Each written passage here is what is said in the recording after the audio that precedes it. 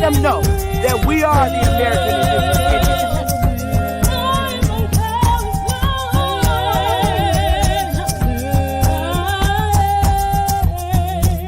Indians. Copper color Indians, baby.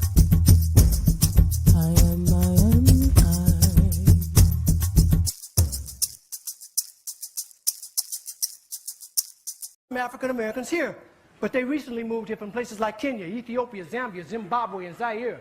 But now the brother whose family's lived in this country for generations, occupying space in all the locations, New York, Miami, LA, Detroit, Chicago, even if he's wearing a dashiki and sporting an afro.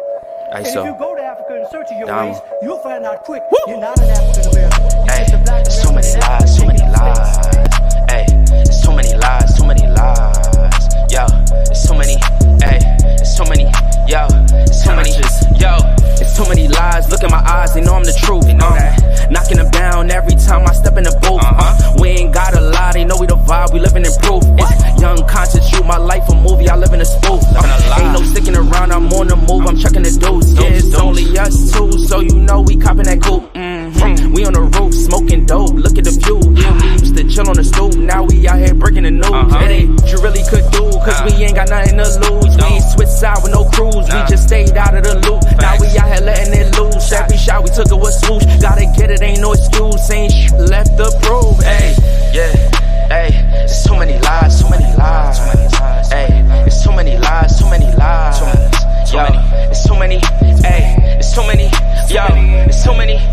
Yeah, ask them a real question, yeah, I bet it's all lies. Hey, they won't cross that line for a fact, that's offsides. Hey, too much penalties when they run this back, yeah, it's fines. Hey, could've been here with us, but we do not force no vibes. Hey, she gon' ride the whip and let me park it in the driveway. They just want the praise like they Yahweh. Getting so much bread, yeah, the ride way. We done already won, yeah, that's worth the ride way. But they still lying right through their teeth, and they still hiding behind many truths. They was D9, watch my every move, tell them keep fine. Leave that shit on scene, I ain't replying. Less I know you, that don't mean I'm Hollywood. That just mean I'm Hollywood. All y'all, I probably stood on the falls, all cause. More times I probably should. I don't know nobody like us. You see how much time it took. Yeah, hey, there's so many lies, so many lies, so many lies. Hey, there's so many lies, so many lies, so many, there's so many, hey, there's so many, yo, there's so many. Whoa. Hey, there's too many lies. Hey, yeah, ISO, Indies, Dama.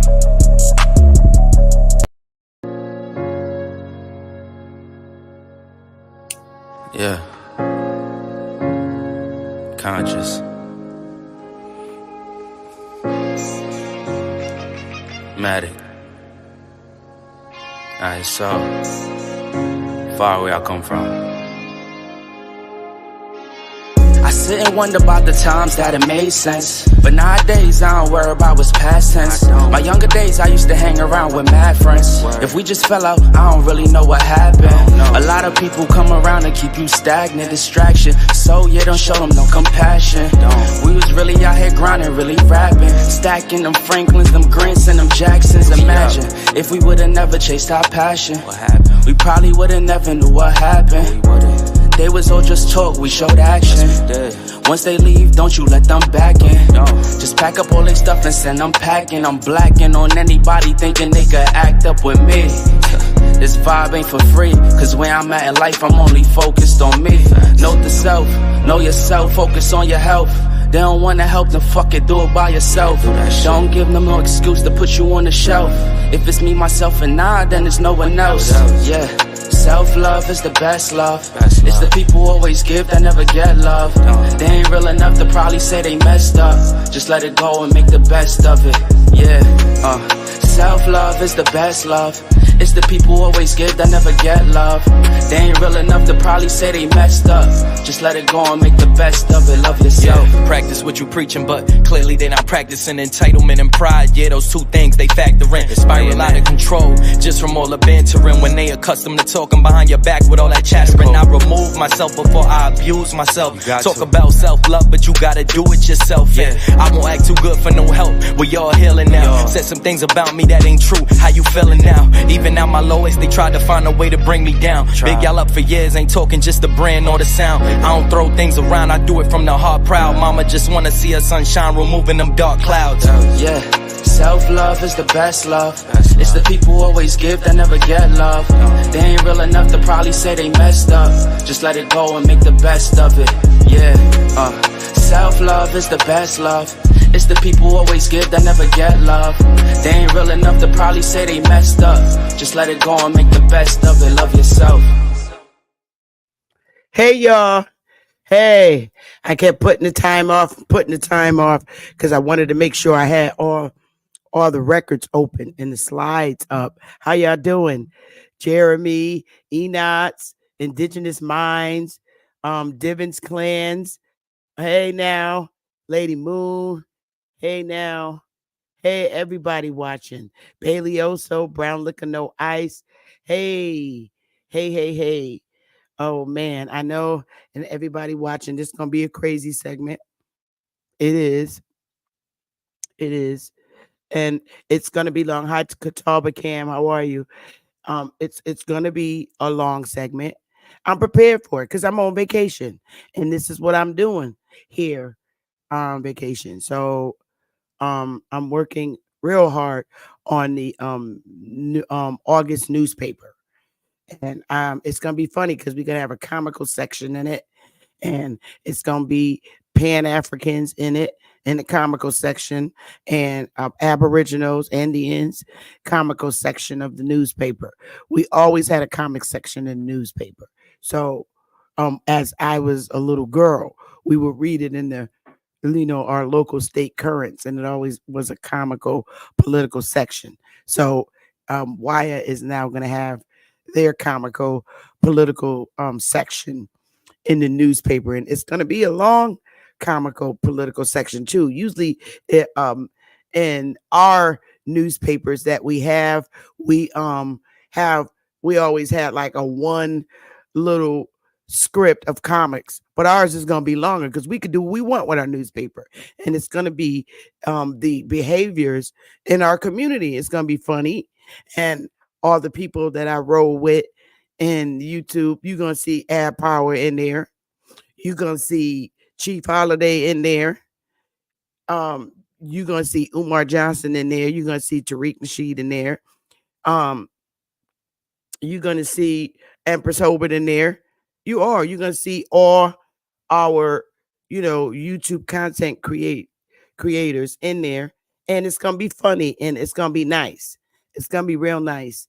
I have our artists drawing cartoon characters of them, because I appreciate so much the people that and it's gonna be Dane in there too, and because I appreciate the people that I have learned from in YouTube. A1 gonna be in there. Yes, the Moors are gonna be in there, and you know what? The Dirty Moors are gonna be in there.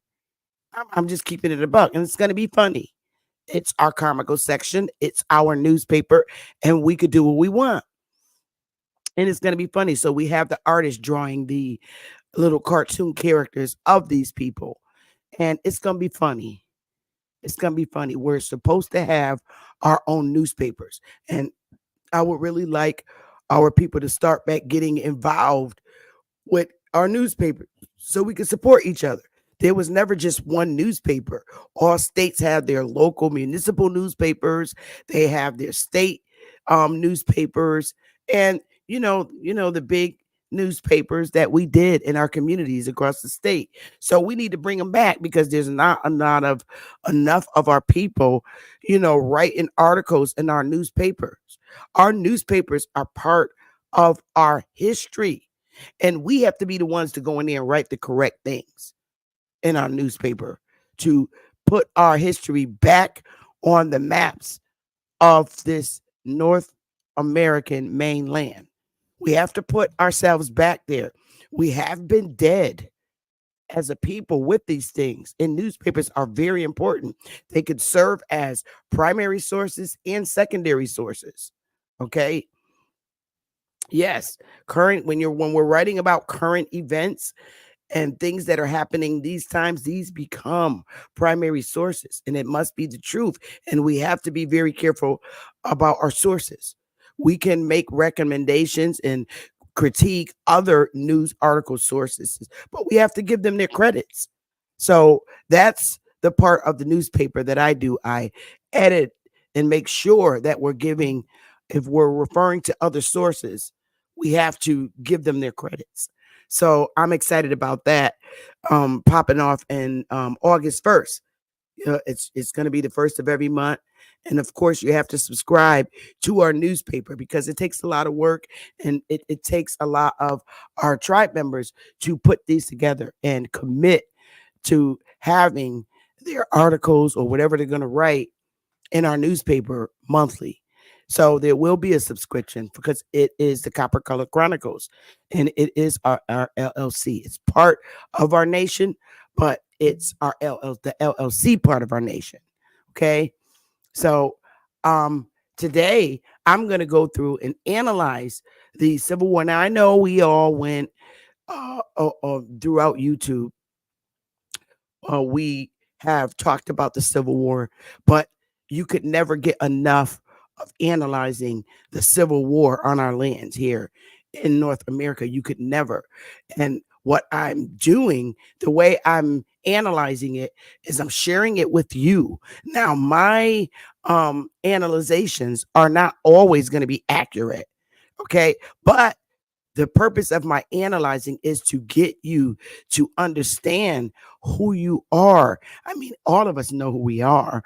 We know we are the Aboriginals, but we've been infuriated by another group of people, and we have to put ourselves back. We have to lock ourselves back and understand, but that is us. So I'm going to do some analyzing, and I'm going to go through other tribes of focus on the land. There was thousands of tribes that are so not recognized, okay, in the United States. But I'll put some, I'll put some tribes. I'm working on the Lumbee tribe today. I'm just using them as as an example, only because of the points that I'm trying to pin out. And I already had slides that I did on the Lumbee tribe of North Carolina, Robeson County, and I just incorporated them so I could work on them, so you can see what really happened in our history. So I'm going to go through them again, okay, for observation purposes, so you could see, because what existed in their nation tribe existed in ours. So we're gonna and then you'll understand, have a better understanding of why I went about developing and establishing our tribal nation. Okay, people have a problem with it being a 501c, but that's cool. Let that be their ignorance. Let that be them. We don't have any charges against us, and we're not, doing things that we can't be represented. We want to be good and humble people. We want a positive, observation of us. We don't want to be viewed as a terrorist nation that formed themselves together. Okay, so that's another long story, and I'm not getting into that. What I said, these last few days, I meant it, and I'm not changing my mind. I don't care. I'm moving on now, because that kind of shit can hold me back. But I don't know if you guys watch Smoke's channel yesterday, but it was so hilarious. It was completely hilarious. I want to show some clips of it. This woman, Miss Thang, I believe that's his name. Spell it right. I really like her. I do. And I wanted to talk to her, but the topic that she brought up really, really sparked and triggered the brothers that was on the panel, more specifically Hawk School it triggered him. And sometimes when you say things, and we have to be careful because our people do have triggers. They do. And I'm going to play a little clip of it at the end because the segment today is too long. If I'm not too tired, I will open it up so you could see. But basically, she started talking about communism. And I don't know if she's one of us. I don't know if she's a foreigner. I don't know. But she seemed to be a nice lady. And everybody has a right to their own opinion. Hell no, am not with no communism. She sound like she could be maybe in her early, late 20s, early 30s. I'm just going by the voice. But I really wanted to vibe with her yesterday, but I couldn't. There was so many people on Smoke Signals panel, and his channel is really growing, and we need to help him grow his panel, grow his channel, because Smoke is a great moderator, and he's growing, and he's still at the same time learning how to operate, the computer, because that was just not his thing. But it's really cute the way he does it. And I really support him. I think he's a great gentleman. And, as well, we visit Aboriginal Powers channel. We always visit, Chief Holiday and Cuddy channel. And we need to start visiting Big Dog's channel whenever his ass go live. Because 1 minute he'll go live and then you don't hear from him. He's every damn where else on YouTube. But when he gets a bit more consistent, we can, work with him. But for the time being, it's, for me personally, it's been back whenever he come live. And then I go, straight over to Smoke. It's hard for me to really be in Cuddy's chat during the day because I'm at work and I can't, really be in there. But when I do peek my head, when I'm able to peek my head in there, I do. But for the most part, and because of his hours, I'm always, in Smoke's channel. And sometimes I'll just go on the platform panel, but won't say nothing, just keep my mic muted because I like that to be able to have that front seat, because we don't know what these crazy fools is gonna say when they get on his panel. And Smoke is funny too with his little instigating behind. But I love his channel and I love how he's growing. And he has a diverse audience. Europeans jump on this panel, and I like that because we need to learn from each other. We do. And that's how I want my channel to be diverse. I want white people to be able to jump up on my goddamn panel. I got so many mulattoes in my family, and my cousin will be visiting me. She already said it when she, ever get off work, and her ass looks more European, but we got the same great grandmother. So her ass will be up here and she looks more European, but we're bloodline cousins. We have the same goddamn great grandmother because there were 16 brothers and sisters, and she's one of the grandchildren like I am. So this shit's gonna be interesting when she come on with her crazy ass. So anyway, I want to get into it. Smash the like button, y'all. I know that there's 400 something likes because I was supposed to go live yesterday and I just didn't. I pushed it off. I was tired. But so let's get into the slides that I have and analyzing the Civil War. There's so many ways you can analyze the Civil War, but I analyze it for the sake of how our people who were already here were just like infuriated as a people and reclassified. And we were no longer who we were once we assimilated into this United States, which was grown from the colonies to the 50 states.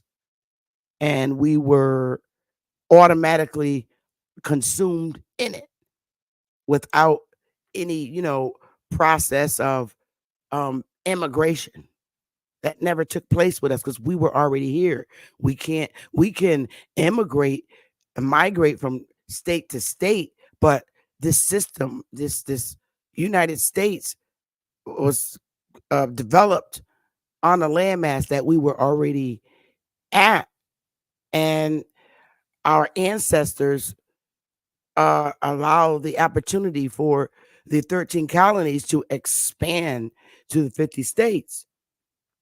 And so, in doing so, rather than to respect us as who we are, we became these Africans, which I'm like, wait a minute, whoa, whoa, whoa, whoa, whoa, whoa. And that's only because of ignorance, because our skin is the same color as many of the people over in that continent, where like, wait, how, we didn't come from there. We'll get all into that later. But anyway, let's get into analyzing the Civil War. And when you're in my audience, you have to have an open damn mind. You do. You got to have an open mind. If you don't have an open mind and you have a closed mind, you need not be in here. Okay? You shouldn't be in here. And when I'm speaking of the Indians in America, I'm only speaking really for the ones on the mainland. I'm not talking about Central and South America. All right? I'm talking about mainland Indians where they come in as immigrants. That's okay. I'm only speaking about the ones before all that, before they started coming over here on the mainland. I'm talking about us on these, where these 50 states sit, us Indians.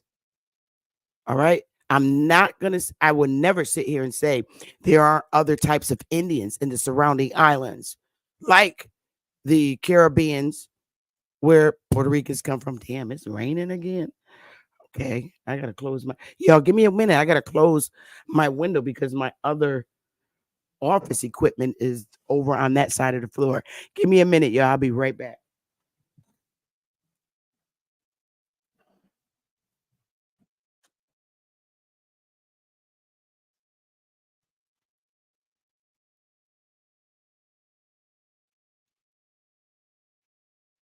All righty. Here we go. So let's get into the slides and let's get the Civil War in our heads. Okay, let's put our bodies there in the Civil War. But before we do, let's read about the Indians that already exist here so we can put ourselves, let's pretend that we're Lumbee Indians, okay, just today. So with that being said, let me start my share screen. All right. All right. They tell me to do an entire screen. That is easier. So I'm going to try and remember to do that. All right. So here we go. Here is it. Hopefully it's showing. Yep. Looks like it's showing. So let me get it from the beginning. All righty. No, I don't want to do all that. So let's go. Oh, I hate how this looks. I swear I hate how this looks. But anyway, we'll go. Let's go.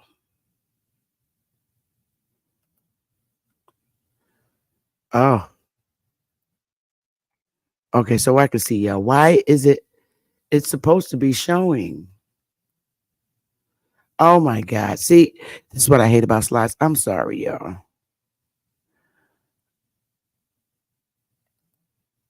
All right, I think it's showing from the beginning. All right, let's go. From the beginning. Let's try this again. All right, now I'm going to have to turn my goddamn cell phone on because I can't see it. I got to learn how to do these. I have two screens that I work from, and it freaking sucks. I got to figure out how I used to do it. I used to be really good at it. I guess I suck right now.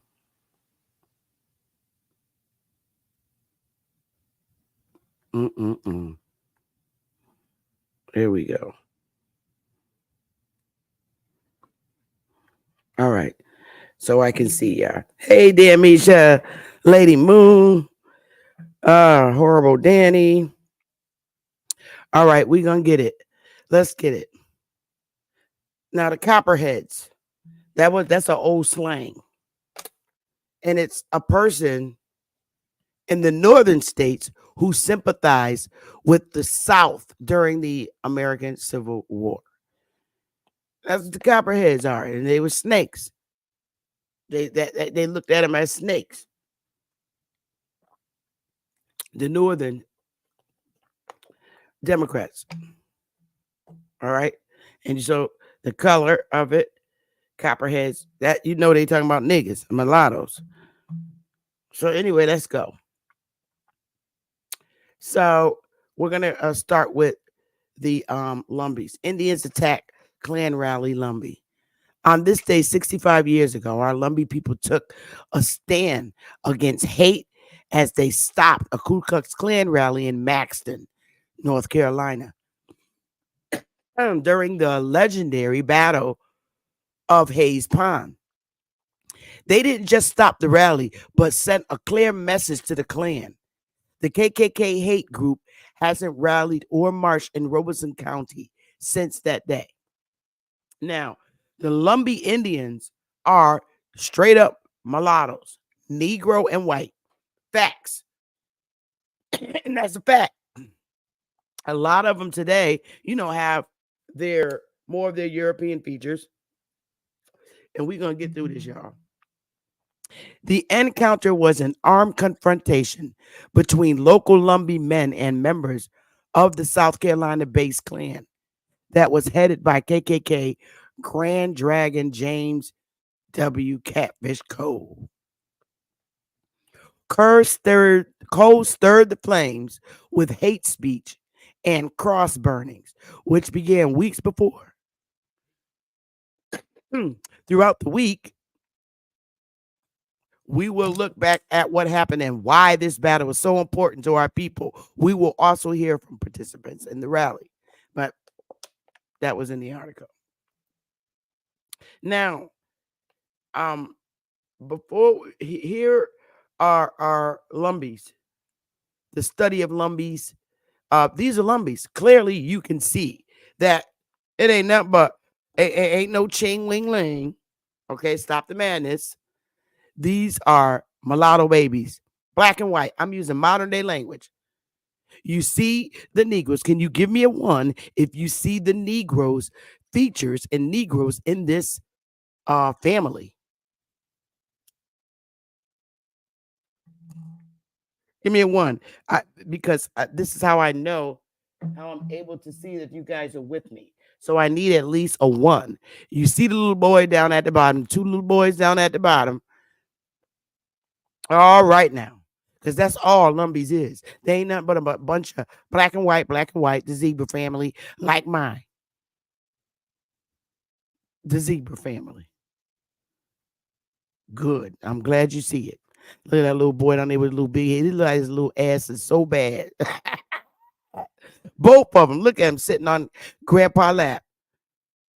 And that's all it is, mulatto families. That's it. And they range from having either more of their European features to the Negro features. Looks a lot like my family. For real. They Lumbee dude. That's all it is niggas and white people. I'm using modern day Indian language. Niggas and white people. Okay. Now we're now looking, at the study of this family. When you're doing your genealogy research, okay. When you do your genealogy research, now we're okay. The Locklairs, this is their family. The Evans, parentheses, Gibson's Locklear family. The Locklairs are likely the largest family in the Lumbee tribe today, and all descend from a shared Locklear ancestor named Robert Locklear. He was born 1700, who lived in Halifax, Edgecumbe counties. Most of Robert's children moved to Baldwin, Robeson County, and their descendants make up the Locklear family found in the Lumbee tribe today. And that's a fact. So when we're doing this, this is literally genealogy. Getting your family on them damn trees. You got to claim everybody. And we're going through what we're doing is doing genealogy right now. Robert Locklear also had a grandson named Thomas Locklear, born 1750. This is 50 years later, through his son Randall Locklear, who was born in 1730, whose family remained in Grainville, Wake area. So it is possible to have a Locklear ancestor directly from the Granville community. However, a more common link between our community and the Lumbee Locklears is through the Evans family. All right? This is tracing that genealogy, y'all. This is how you prove who you are over here. The large Evans family in Grainville are direct lineal descendants of Morris Evans, born 1665 to 1739, and his wife, James Gibson. That's why she's in parentheses. That's her maiden name, Jane Gibson. She was born around 1660 to 1670, died in 1738, of Charles City County, Virginia. And this girl goes on to saying, I wrote a blog post about the Evans family genealogy found here. Jane Gibson was the daughter of a woman also named Jane Gibson, the elder, who was documented as a free Indian woman. Their descendants moved from the Virginia Tidewater area to the Virginia Southside counties of Brunswick, Lunenburg, and Mecklenburg counties. And from there, they moved into North Carolina. Morris Evans and Jane Gibson's grandson, Major Evans, born 1733, moved to Granville, and the Evans who remained in Grainville community primarily descend from him. Panthia Brandon, 1851 to 1934, was the daughter of Hilliard Evans and Betsy Brandon of Grainville County, and a direct lineal descendant of Morris Evans and Jane Gibson. All right? It's all about that direct lineage. Now, this is Ira Evans, born 1879, and he died in 1968. Was the son of Lewis Evans and Zebra Brookham of Granville County, and is a direct lineal descendant of Morris Evans and Jane Gibson through Major Evans. All right. And when you look, you see this is straight up mulatto. There's a little part in his ear. You know, he has this very strong white people features, European. But Walter Plecker couldn't stand him.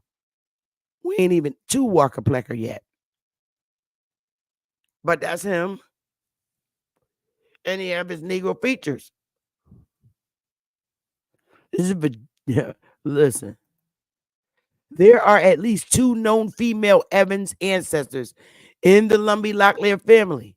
Wally Locklear, 1780 to 1865, married Nancy Evans, who was born in 1800. On May 25th, 1817, in Robinson County.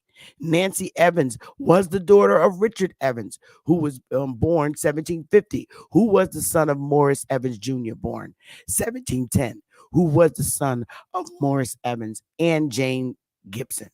This is how you document your lineage of your ancestors. Ain't no fucking body here came from Africa, not even the niggas. If they came from Africa, it's not mentioned in this lineage. So you need to understand that. The Negro features these people got are not from Africans. They're from the Negro Indians. And when I say Negro Indians, I'm saying it in Spanish. Negro means black Indians.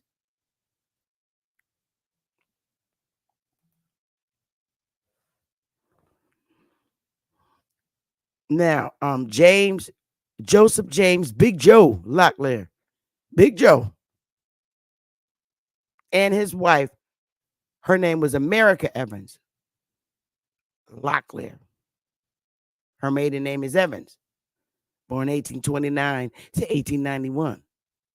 Are another important Evans Locklear link. A marriage record for the couple has not been located, so America's maiden name is not well documented.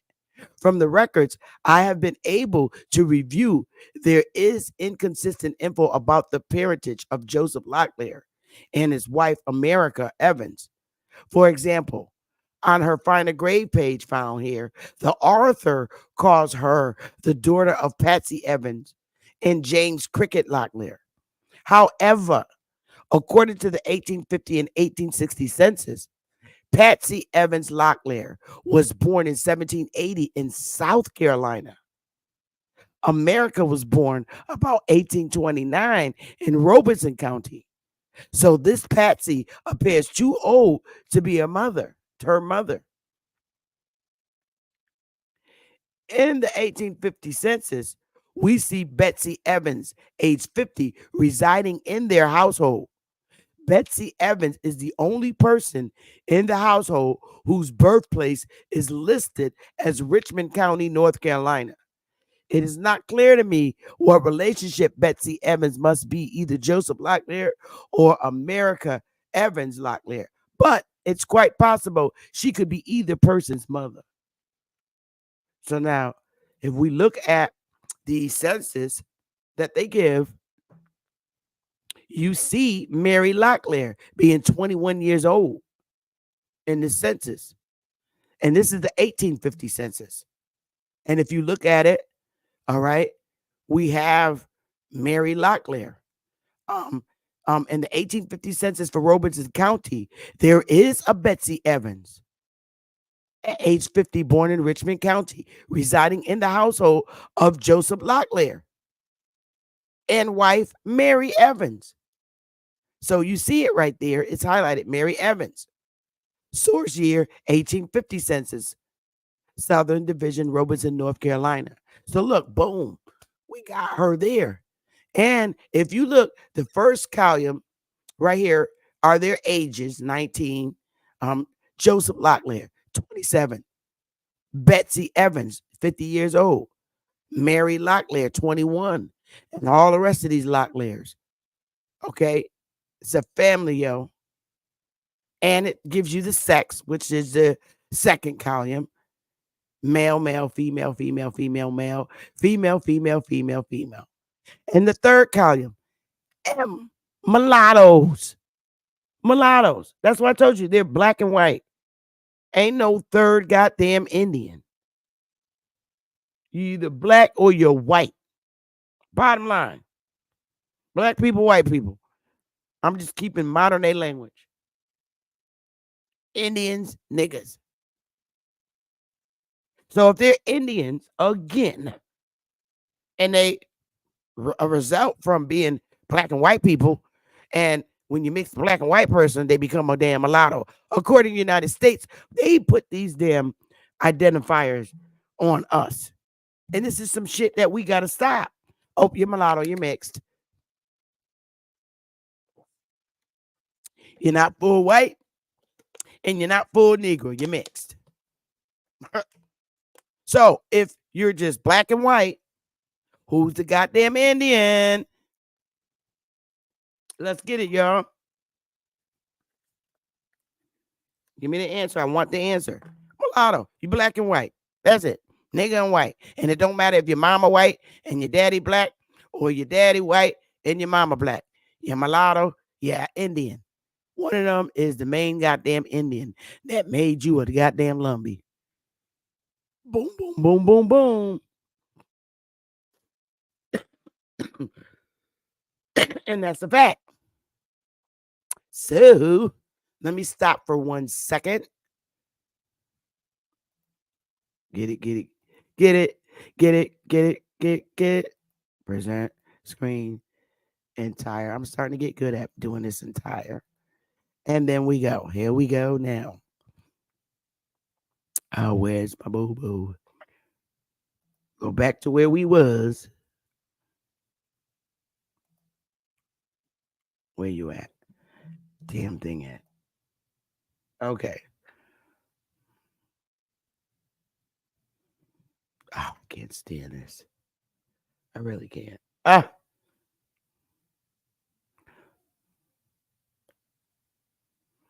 All right, now it's screwing up.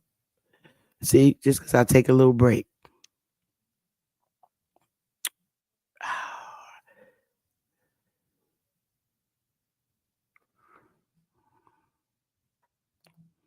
All right, wait a minute. I hate when I do this, y'all. I really suck. I told y'all.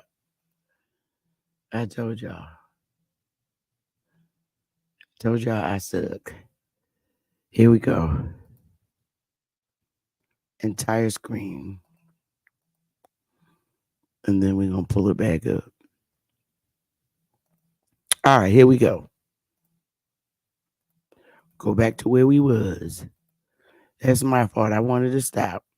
All right, we was right there. We got the damn census. All right. So now, when you see that, you see this on the census. The family there. Bottom line, here we go.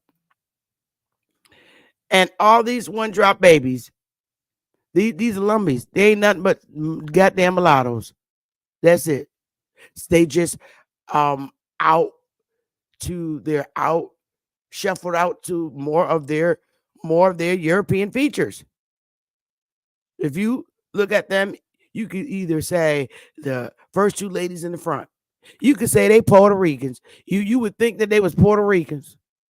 Or the one in the blue dress could be considered as a white lady if she want to say I'm white.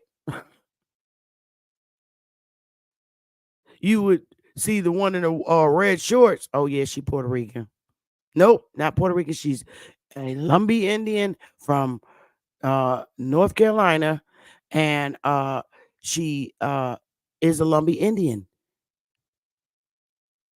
Nope, she's not Puerto Rican. They Lumbee Indians from the mainland. Mixed. That's how mulattoes look.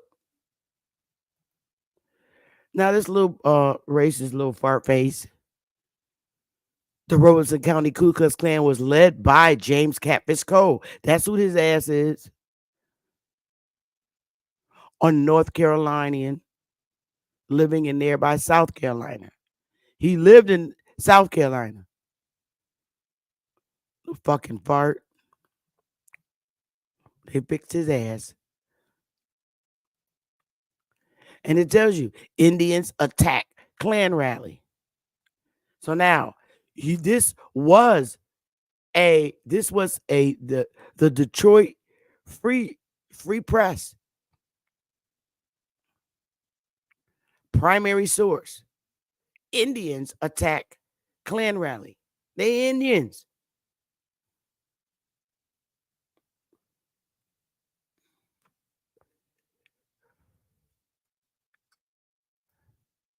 Here we go.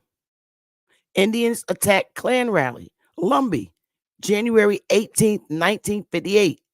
They ain't nothing but a group of mulattoes. If you looked up in the picture over here, you say, oh, they're a bunch of Puerto Rican. Nope. They're Lumbee Indians from North Carolina. And on the right, there's more. They're all mixed. Mulattoes. That's Virginia. That's Virginia. That's North Carolina. I'm serious. Facts. They ain't nothing but niggas and mulattoes. Facts. They're Indians. They're of this land, and they were classified as Indians. That's a name given by white folk, Indians. Always naming some fucking body. And of course, they lost. That was a news article that was put in the paper.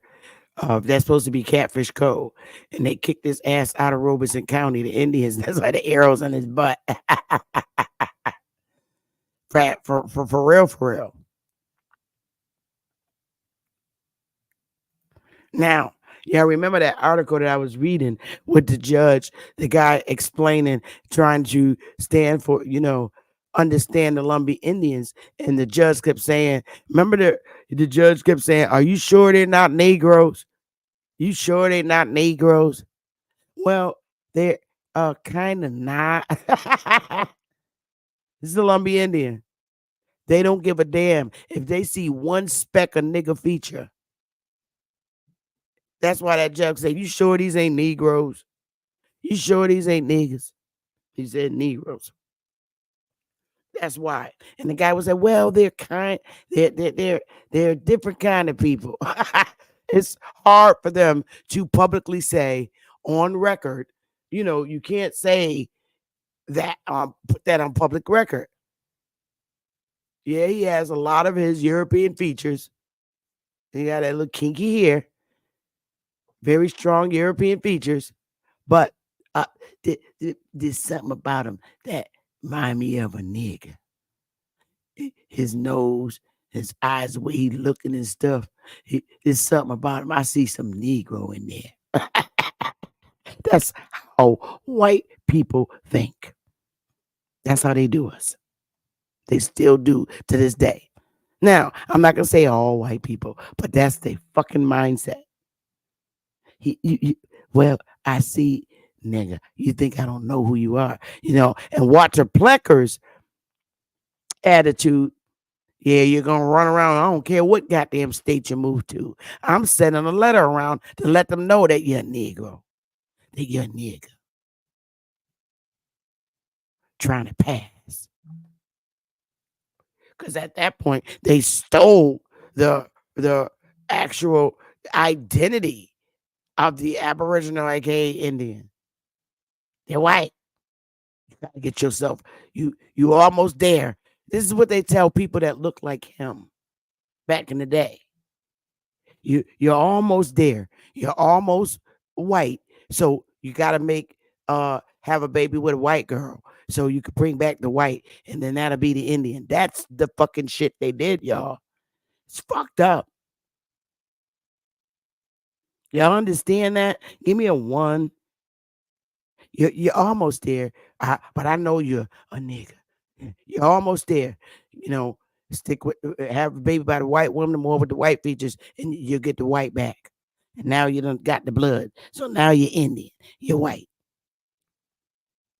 This is why when you read, when we do that reading, and it says Indians are frequently a person in white features because they done white it out. Washed out the nigga. You gotta wash that nigga out. And then you got the blood, but you gotta wash it out more. Our features got to be more looking like me. That's the shit they did to this day. And the Negro becomes the inferior to the white Indian. That's what the fuck was done. Because you ain't getting to be no Indian until you got that nigga blood, but you got to blot it out so that they can't see it in you. That's how ugly these Europeans in this country are. And if you look, this is the Lumbee tribe. If you didn't know these people, the first thing you would say, especially somebody like me in the North, they just sitting around with no Indian clothes on. No Indian clothes on. Oh, they having a Puerto Rican festival. That's the first thought from me being in the North. Oh, they're having a Puerto Rican gathering. Nope. Them is mulattoes from Robeson County, North Kakalaki, Lumbee tribe. And the Obama administration opened the door for the Lumbee tribe to seek federal recognition through the Bureau of Indian Affairs. Yep. Sure did. Look at some more Lumbees. Look at that. Lumbees, baby. Told you. Ain't nothing but niggas and white people. Don't even play with me. Mixed, unmixed. So this is what I mean when I say when you see Indian, they made the white person, the one that came that has more of the white features, the Indian, to infuriate out the full blood. These are the Nottoway Indian tribe in Virginia, of Virginia.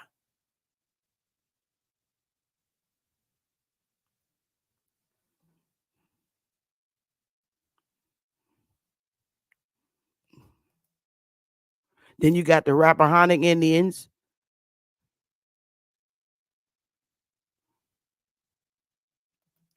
I'm not reading it, but I'm just showing you. It's the Rappahannock Indians. Prior to the 17th century, the Rappahannock Indians maintained seasonal residences on the banks of Totoski Creek. They fished for spawning shad and herring each spring, trapping fish in weirs in the creeks, narrows, and preparing them for the tribe to consume for a trade. When the Rappahannock were forced to begin selling their lands to the English in 1651, part of the tribe moved here to Chautauqua town. In 1667, the Rappahannock sold this town and moved to their hunting grounds on the south side of the Rappahannock River, where they continue to live today. And this is true with the culture of in Virginia. They still, my daughter's father's family, they are from Norfolk, Virginia. And they demand the way they get down with fish. I'd be scared because my ass can't swim. But they be going under bridges and shit and grabbing them damn fish and crabs. I'd be like, oh hell no, I can't swim. But they still do this shit today. That culture. Where them they look like me. And they still have that culture. In Virginia, they still go crabbing and fishing. They go under the bridge. Oh man, I'm like, yo, I'm staying up on top here because I ain't going under that bridge. I'm scared I'll fall in that damn water. I can't swim. Virginians still fish like that.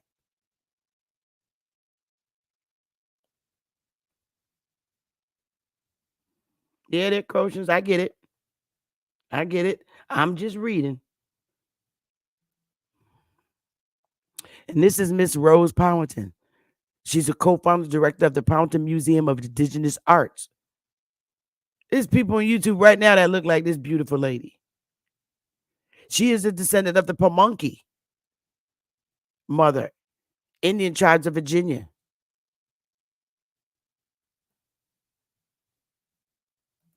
Miss Alice Myers Howard. Look at them pretty ass eyes. See that white guy that I showed you? The one that looked white, but he's really not. And he's a mulatto. He got the same pretty green eyes as Miss Alice Myers Hall. Shawnee and Lenape. She pretty as hell. And right here, if she didn't have on her beautiful Indian attire, I would the first thought, my thought, oh, she must be either Puerto Rican. Because that ain't nothing but black and white. Now check this out. The second unique circumstance for the Virginia tribes is what they experience at the hands of the Commonwealth government during the first half of the 20th century. It has been called paper genocide at a time when the federal government granted American Indians the right to vote. Virginia's elected officials adopted racially hostile laws targeted at those classes of people who do not fit into the dominant white society, and with fanatical efficiency altered and destroyed the records of Virginia's American Indians. Virginia's political elite sought to expunge the records of anyone other than themselves who could hold the claim that they were the descendant of Pocahontas.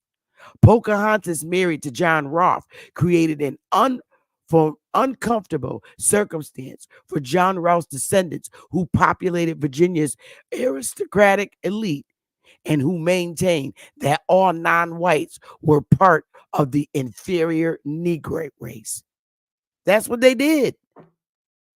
The more of John Ross that looked more white, they infuriated the Negro, who was the actual fucking Indian. So the shit they do. Then you got the Chesapeake Indians. Bodo boom. Bodo boom boom. Bang.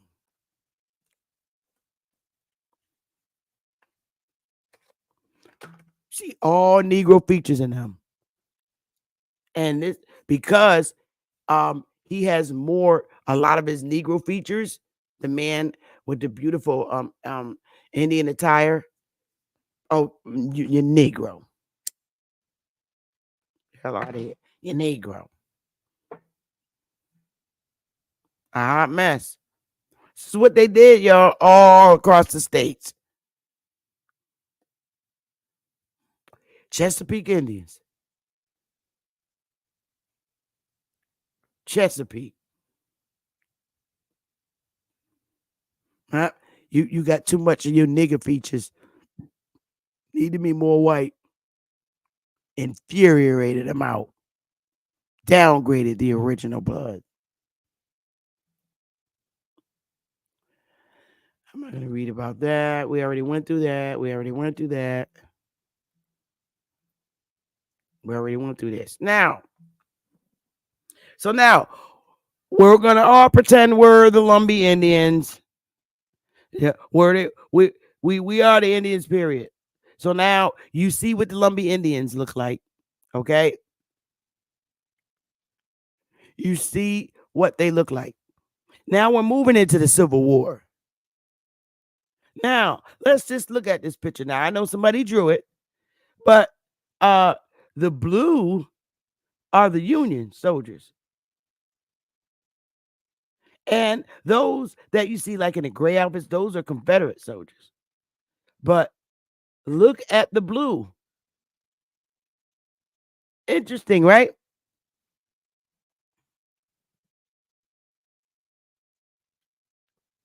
You see, y'all see the blue, the brothers in the blue, what they called Negroes, reclassified as Negroes, fighting in the Civil War.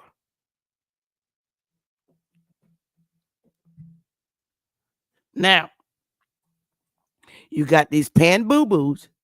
Right? Oh, they Africans. Do you honestly really think that the white man went to Africa and got Africans to fight in the goddamn Civil War? Make that make sense, y'all.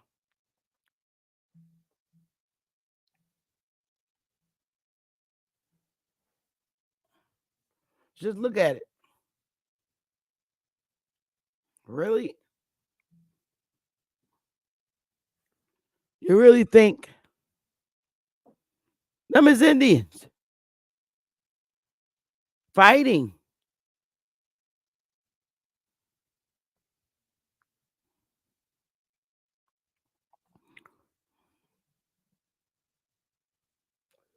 That's how they was able to win that Civil War, because you had them nigga soldiers.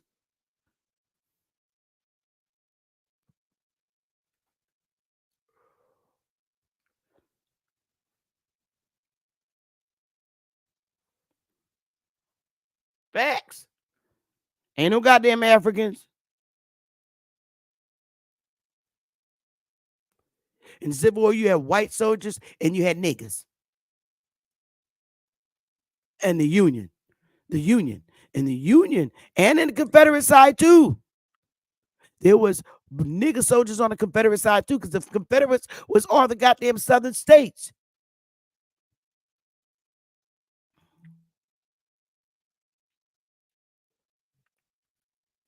But in here, they're showing the majority of Negroes fought on the side of the Union,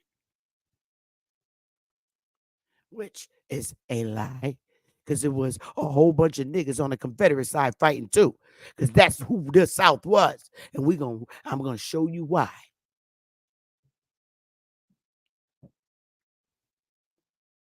Let's go. And I wrote strictly at the top. Yep, I did that.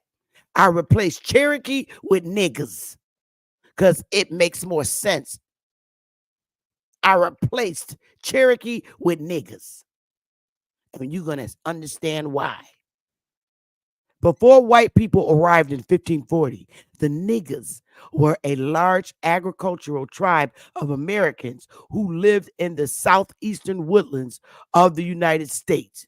Their territory covered around 40,000 square miles, 103,600 square kilometers, and parts of present-day Georgia, North Carolina, South Carolina, Tennessee, and West Virginia.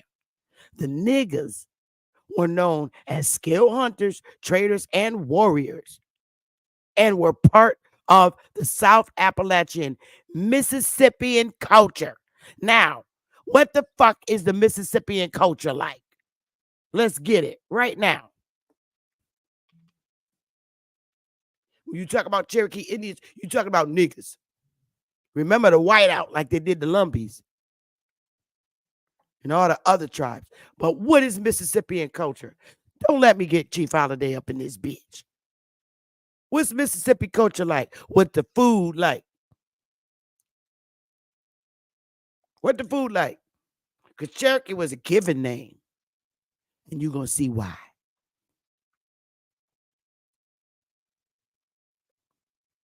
Mississippian culture.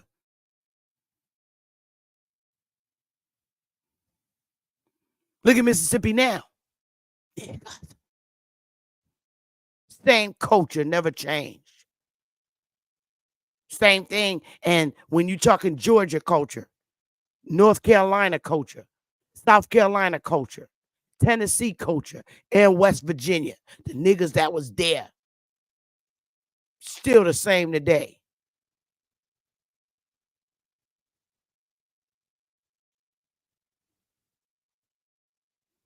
And they still disregard the niggas because all the niggas do in their eyes, in the media eyes, is shoot and kill each other every day. So we forget about them niggas. Let's deal with the more white looking ones. Same culture, niggas, warriors. That's why they be we fight against each other now, because that's that warrior spirit. I always use Hawk School. But that nigga warrior spirit ain't never leaving nobody. Goody, the attitude, that spirit, man. That's our culture, our men's culture. It's their way. They're warriors. They ain't wearing no fucking dress. Mississippian culture. You got the Georgia culture. You got the North Carolina culture. You got the South Carolina culture. Damn, they're the same. Tennessee culture. The West Virginia culture. That's nigga culture. Their religion emphasizes on keeping the world in balance, communicating with the spirit world, and respecting the agency of animals and plants. Now, this is the shit that happened. The Cherokee Nation restarted the nation all over without the original people. That's what the fuck they did. The white people restarted the Cherokee Nation all over again. Came up with their own Dawes Roads, all predominantly white people looking. That's why their blood quantum is low on them bitch. But they had to put the full bloods on there. So, because that's the blood they needed to say, I'm in it. You look at the Dawes Roads. The full bloods is just 100% niggas. They went and started the whole nation all over again. All over from scratch. So, yeah. The Cherokee Nation, listen, y'all, reestablished itself in 1839 after a period of internal conflict and violence. Now, y'all listen, when I say they reestablished, it was a nation before they reestablished. They was like, fuck all them niggas. We reestablishing and we're going to redo this again. That's why you got what you got now. Fuck all them niggas. We restarting this over again. Without them, we're going to keep the dead niggas on the roads. We need the dead niggas on the roads because they the full blood. You goddamn right. That's how it went down.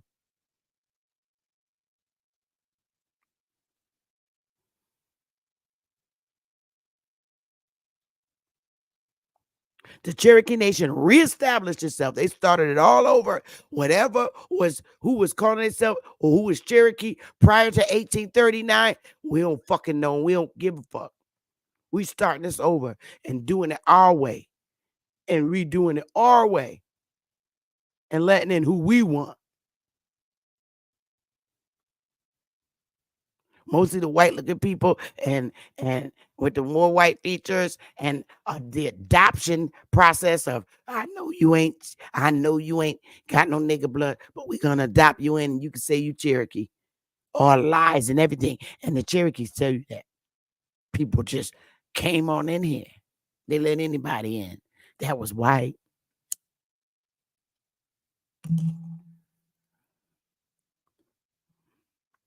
This is why I said we could do the same fucking thing they did. They restarted over a nation of people that already existed before their ancestors even came here. They went and started it over and took all the benefits, living off of it.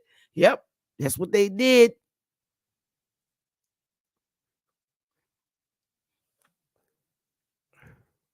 They just restarted it over again. Said, fuck all them niggas.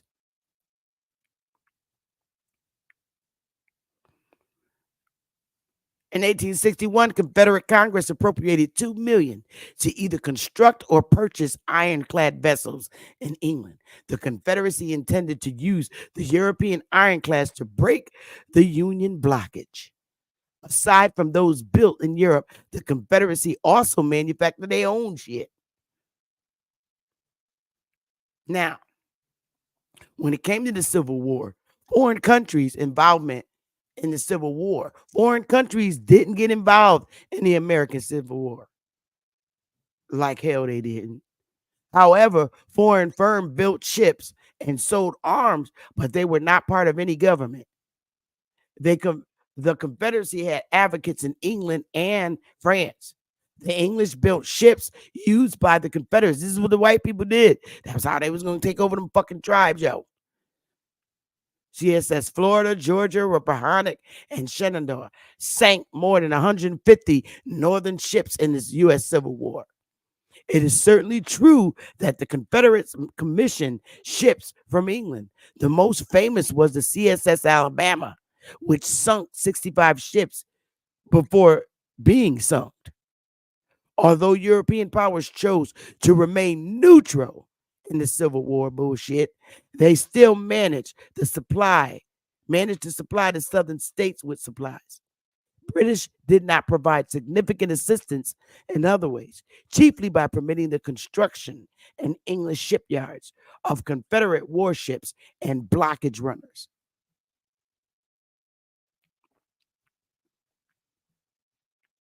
The Confederate States of America was a government set up from 1861 to 1865 by 13 southern states that had declared their secession from the United States. The Confederate States Army was the army of the Confederate States of America, while the Confederacy existed during the American Civil War. Companies appearing in this list were manufacturers of arms within the Confederate States. Despite vehement protests from the United States, Britain did not stop the sale of its arms in its shipyard, John Laird and Sons, from building 2 warships for the Confederacy, including the CSS Alabama. Oh, what I do here? There we go. So,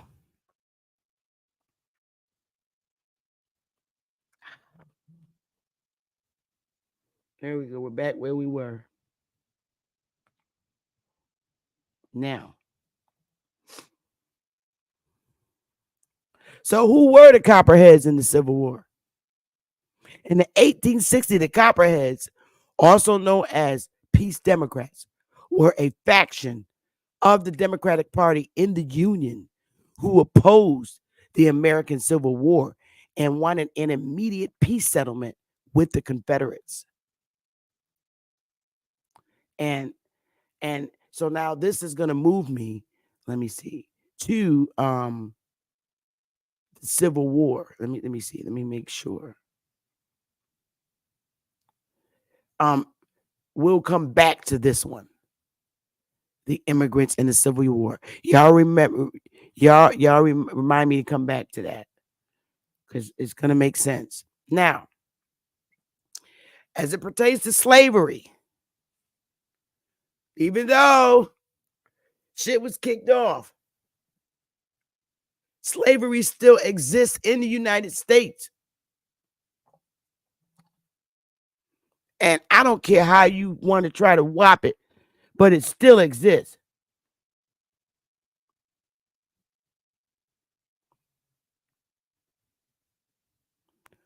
Slavery is a system which requires, hey, Copper Aborigines, hey, Bad Saint, hey, Rodney, I see y'all. I'm just reading. Slavery is a system which requires workers to work against their will for little to no compensation.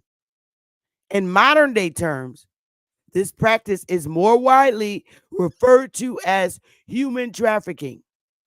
Human trafficking is defined by the United Nations Office on Drugs and Crime as the recruitment, listen y'all, the recruitment, transportation, transfer, harboring, or receipt of persons by means of threat or use of force or other forms of coercion, of an abduction, of fraud, of deception, of the abuse of power, or of a position of vulnerability, or of the giving or receiving of payments or benefits to achieve the consent of a person having control over another person for the purpose of exploitation. Now, when you look at all this shit and you think about immigration today, all this comes to my mind. Recruitment, transportation, transfer, harboring, coercion, fraud, abuse of power.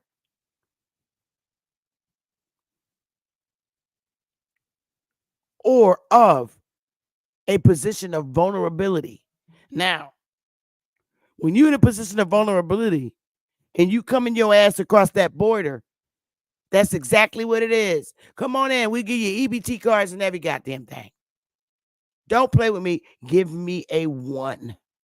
Give me a 1 about that vulnerability. Because when you coming across that border and them loads and you sleeping around on the street in tents and all that shit, it's abuse of power of the United States, and you giving them EBT cards and letting them stay in hotels. You doing that shit for a reason.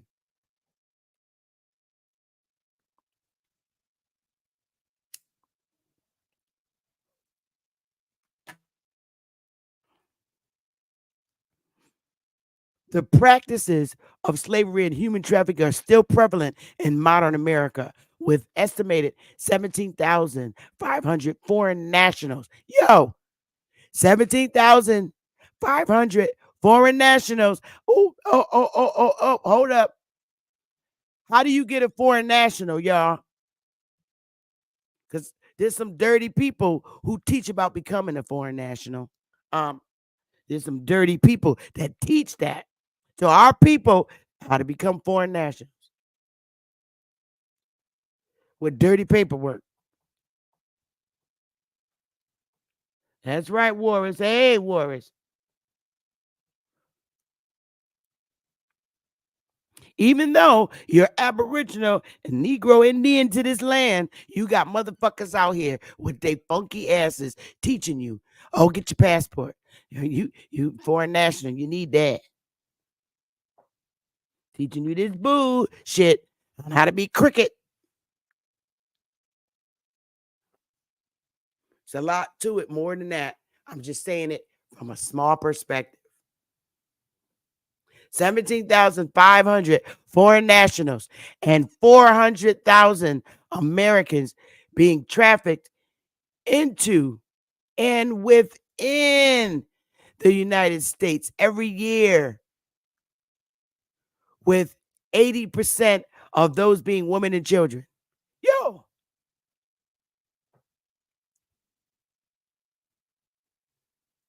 400,000. How do you get, hey, yo, y'all, how do you get 400,000 Americans trafficked into and within the United States? Now, Americans, when you're saying Americans, y'all, you are talking about North, Central, and South. So those are the Americans they're talking about. How do you get 400,000 Americans into the United States? Yo, let's get it, y'all. Right in there. Come on, give me the answer. I know you got the answer. How do you get 400,000? When you say Americans, you can't just think of the 50 states at this point. How do you get 400,000 Americans into the United States? Let's get it, y'all. Where they coming from?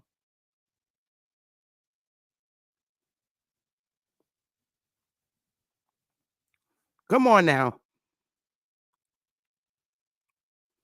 Come on, y'all got to know the answer.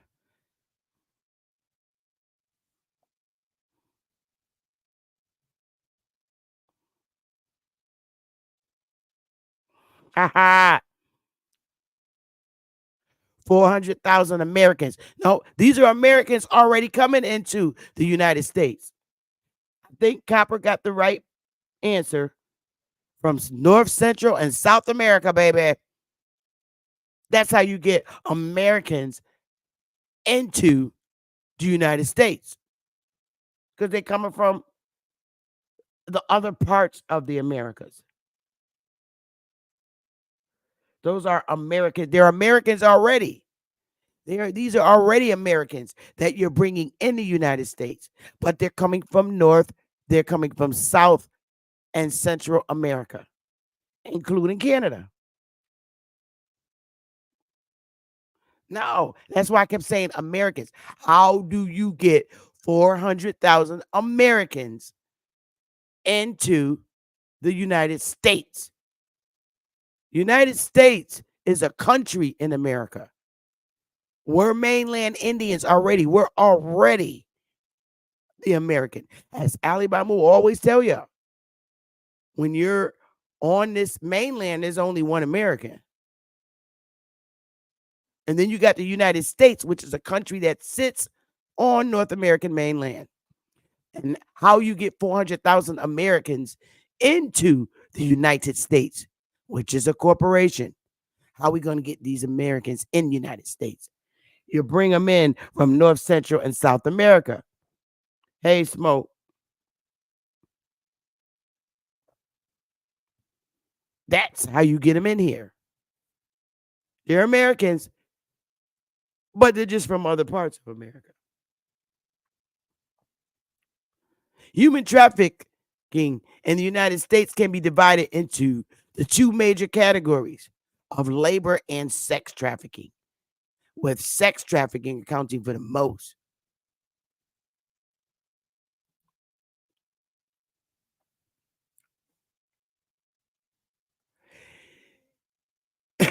Forced migrant labor Yo, that's what we're looking at today. In the United States, various industries have been known to take advantage of forced migrant labor.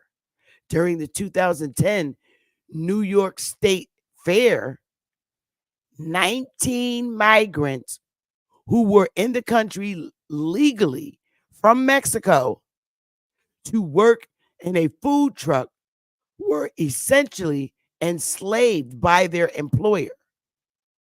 The men were paid around 10% of what they were promised, worked far longer days than they were contracted to, and would be deported if they had quit their job, as this would be a violation of their visas.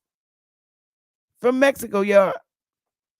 A 2021 multi-agency federal investigation dubbed Operation Blooming Onion revealed that a years-long human trafficking ring forced migrant workers from Mexico and Central America into modern-day slavery on various agriculture sites in southern Georgia. Now, yo, this is what I said. That's just what I was asking you the question. How do you get Americans into the United States, which is a separate entity, Mexico and Central America? That's how you get, and because they are Americans, Mexicans and Central America. They're Americans. They're just from another part. But how do you get 400,000 of them in the United States? Okay, we'll get them in here and they'll work on these damn food trucks and anywhere else. This is what they did to the Americans of North, Central, and South America. So that's what I'm talking about.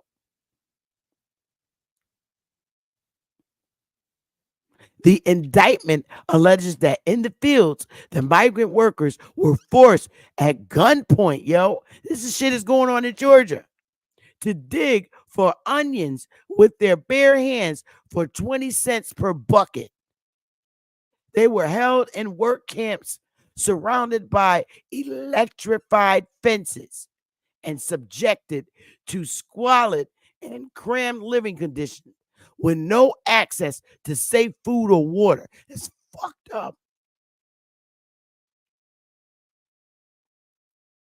So now,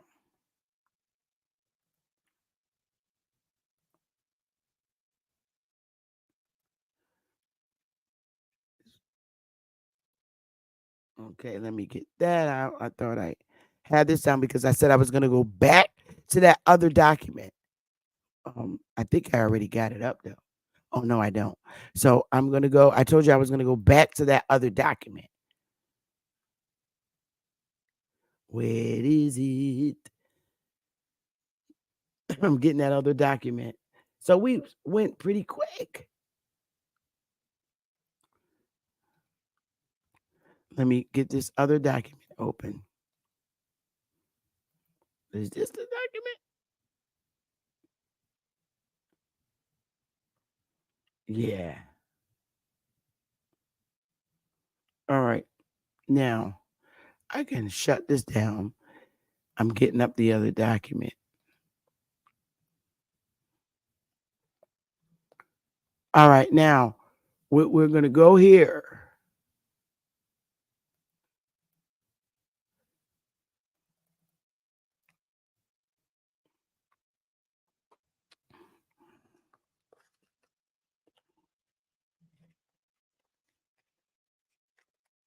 Now, this article was just written, and this is why I said we got to get on the ball with our newspaper.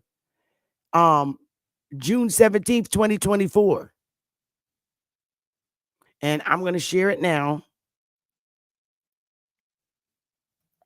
Now we're going to get to the funky stuff. Immigrants in the Civil War. And somebody wrote this. They try to put these people in here, yo. Shit is funny as hell. Because see, when you got this, where's my other one? Hold up. I got to do something, y'all. I forgot to do something. Let's take an intermission break. Okay? Go get your pee-pee, tea or coffee, and I'll be right back because I got to do one little thing to pull up to make my point. So I'll play this. Be right back.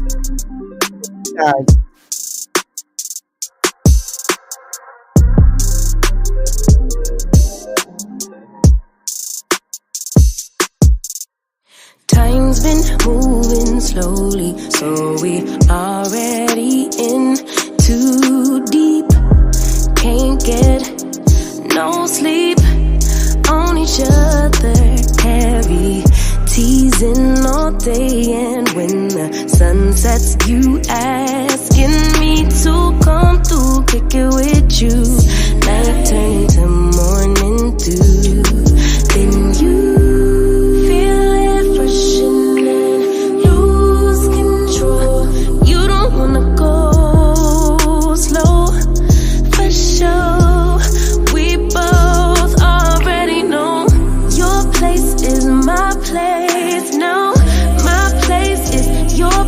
let's face it, baby, you know all the places,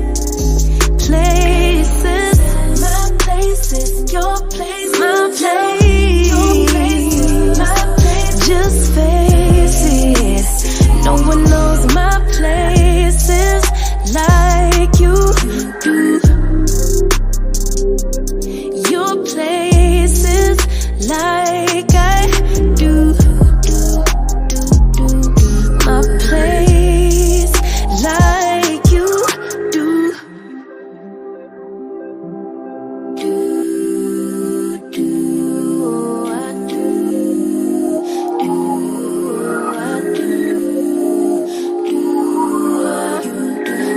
Don't stop, got the key to the lock, we in our own zone. Make yourself at home, get to know mine on the inside. You need it yours next time. And you feel it freshening, lose control. You don't wanna go slow, for sure. We both already know your place is my place. Now my place is your place, let's face it, baby, you know all the places, my place is your place, your place, just face it, no one knows my places like you do, your places like I do, my place like you do.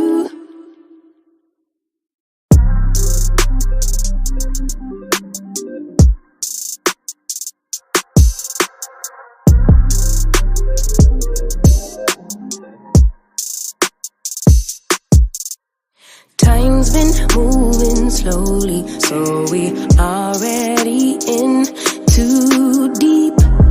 Can't get no sleep on each other, heavy teasing all day, and when the sun sets, you asking me to come through, kick it with you. Night turn to morning dew, then you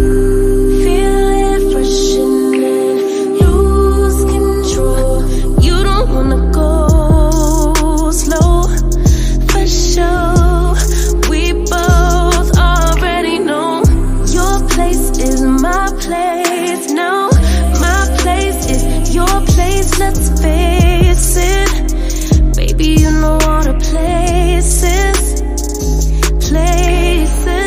my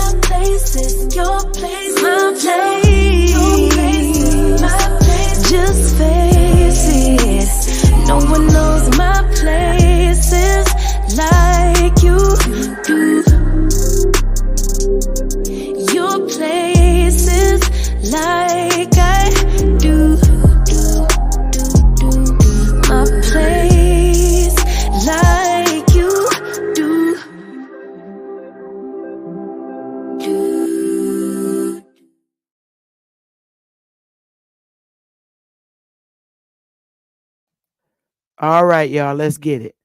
I'm going to read this article.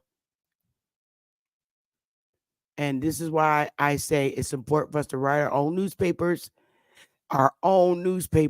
and keep our history here, damn it. It's important. This is why this article was written, okay, and on June 17th, 2024 by Jenny Ashcraft. All right. Now, what they did, they took pictures that we are already seeing and inserted their goddamn pictures in here. Get your ass out of here. Yeah, that's more normal. Because you got the whites fighting in the Civil War. But this shit, don't even try it. Don't try it. Stop your madness. Y'all wasn't even on the goddamn census sheets. All right? This, yeah. But don't try it, boo-boo. Because why you got this. German soldiers. Yeah, that's accurate. But don't even try it. Because no,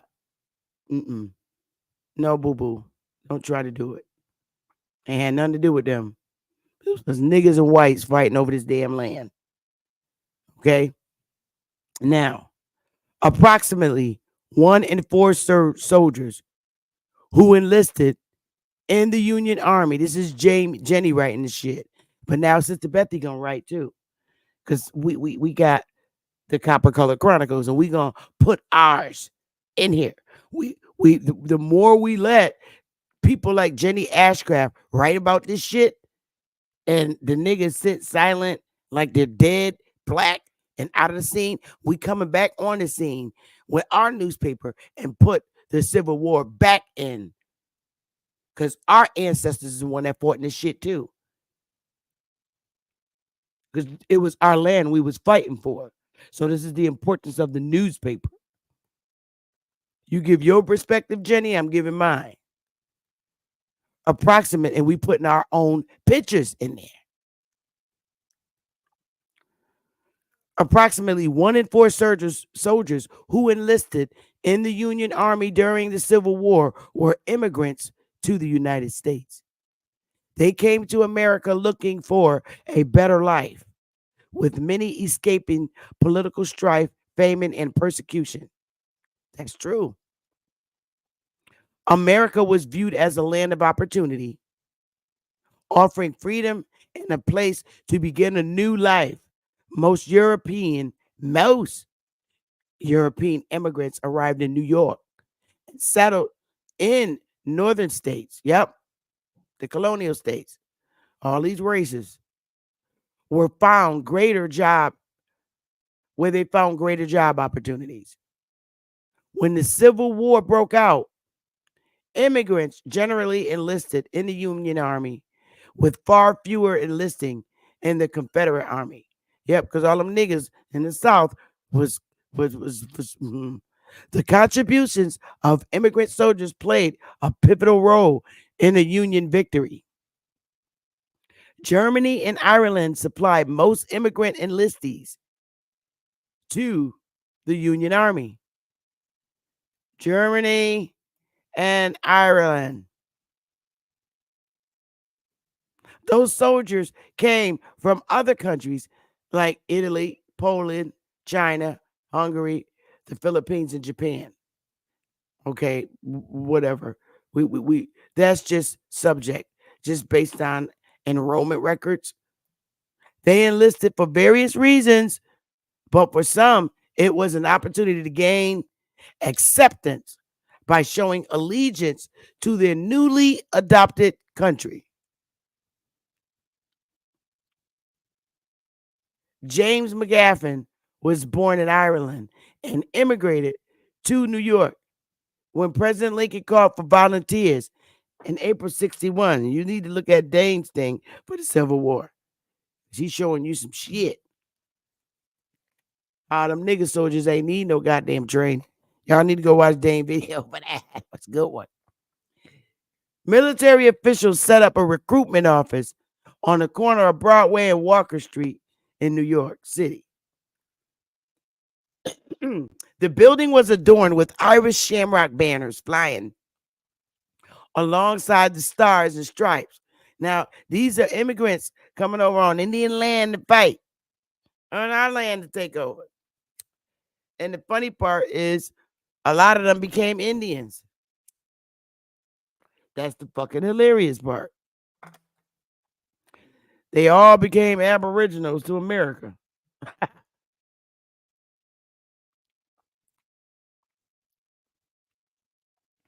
On August 7th, 1861, McGaffin, a 46-year-old husband and father of 5, enlisted as a private in the New York 63rd Infantry, Company A. In February 1862, while stationed at Camp California outside Alexandria, Virginia, McGaffin wrote a letter home. I was glad to hear that you and the children were in good health. Tell Patrick to be a good boy till I come home again. And I will make him a present from some pretty things that I shall bring from the South for him. 7 months later, in 1862, the New York 63rd showed its mettle during intense fighting at Antietam. While trying to secure a sunken road, later known as the Booty Lane, the 63rd endured appalling casualties. Nearly 60% of the regiment were killed. Yo, the fucking South wasn't playing, man. 60% of that regiment was killed. That's that's more than half. Wounded or missing. Among those who died that day was James McGaffin. Another Union Army immigrant was Godeyfield Fink. Fink immigrated with his family from Wattenberg in 1854. This is why I said when I do their genealogy, I'm like, how the fuck you become an Indian? And I did your genealogy, and you immigrated here this date. So how the fuck you become a Indian? This shit I'm talking about. You go do their genealogy. I'm like, wait, how the fuck you an Indian? And you Cherokee, and your ass, your family came here. What the fuck? How you become an Indian? And the ship, okay, their 30-day Atlantic crossing was fraught with storms and heavy seas, and the ship ahead of theirs sank, claiming 700 lives. Fink recalled that his mother made enough dry toast to last the entire voyage, and they ate some each day.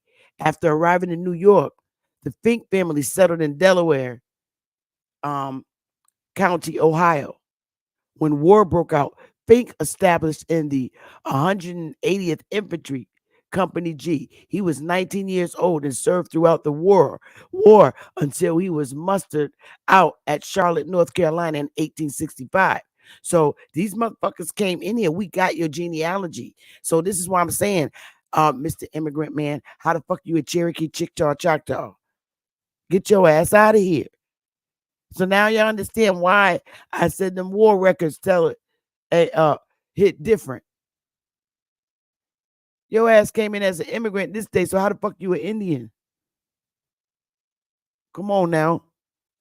He then enlisted in the 5th U.S. Infantry and served another 3 years in Colorado and New Mexico. He was always proud of his service and was active in the Guard until his death in 1937 at 92. Now, my thing is, look, y'all motherfucking immigrants came in here fighting over Indian land so your ass could be here.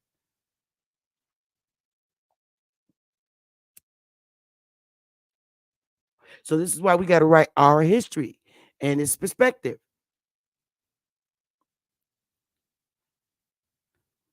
Ain't no ling ling lose in this picture.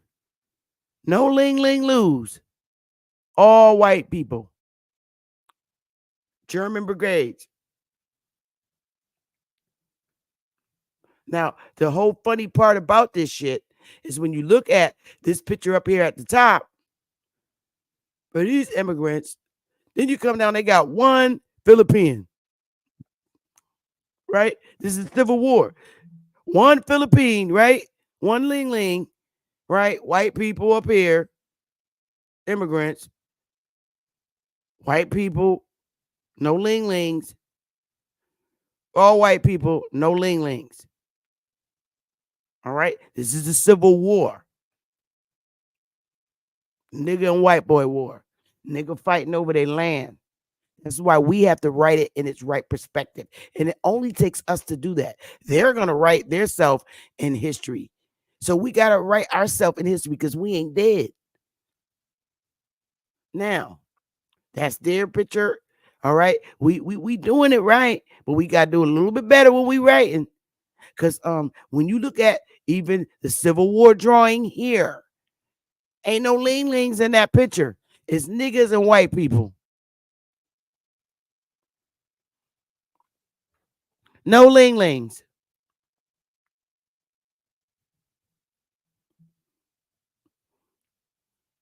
Not one ling-ling is white soldiers and blacks.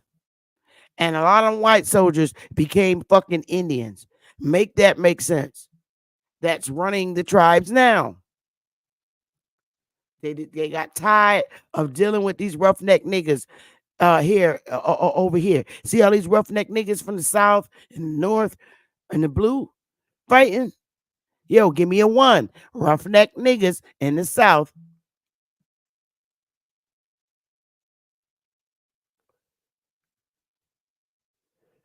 No ling-lings. Roughneck niggas from the South. You got Smoke. You got Chief Holiday. In the Union, North and South. A lot of Union soldiers came from the South to fight with the Union because they got those colored troops. Not African troops, colored troops. From the South, colored infantry. Indian niggas. Now, ain't no ling-lings up in here. These roughneck niggas, Pookie and Ray Ray, these the same niggas that the white folks that took over the tribe said, man, I ain't dealing with them fucking crazy ass niggas. Man, no, hell no. So they rebuilt the damn tribe. Before they were colored infantry troop soldiers, you better believe they was them Indians and them tribes. I'm not playing. We gonna write our history, and we got our own artists to draw our own goddamn Civil War pictures.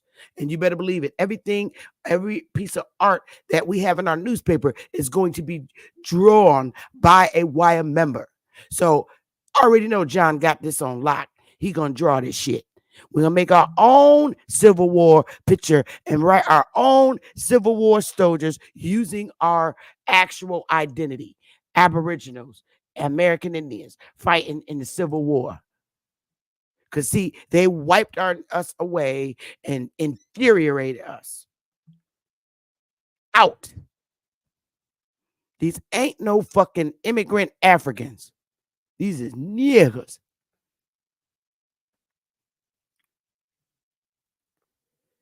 Think about it.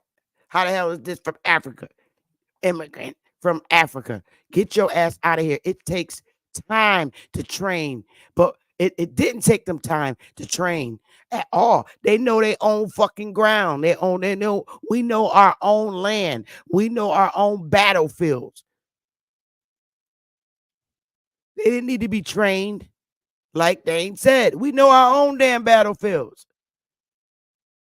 Come out them goddamn southern woods and get your ass popped. Pookie gotcha. And white guys fighting together in the Union along with nigger Indians, with white immigrants fighting together on the side of the Union.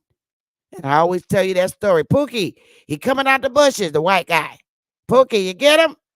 All right, Pookie, I'm over here. White guys and nigger Indians fighting together in the Civil War so we can live the life that we live on our land. You got him, Pookie? I got him. I'm going to call you so ever often to check on you. All right, I'm going to check on you too, Chuck. Pop. Got him, Pookie. Pookie, you there? Yep, I'm still here. I'm going to call you 3 times, Pookie. If I don't hear from you, I know they got you, Pookie. Pookie? Pookie? 10-4, Pookie? Oh, Pookie, they got you. I got it, got you, Pookie. I didn't got you, Pookie, in the world. I know that. You ain't answer on the third call. God damn, they got Pookie. Don't play with me.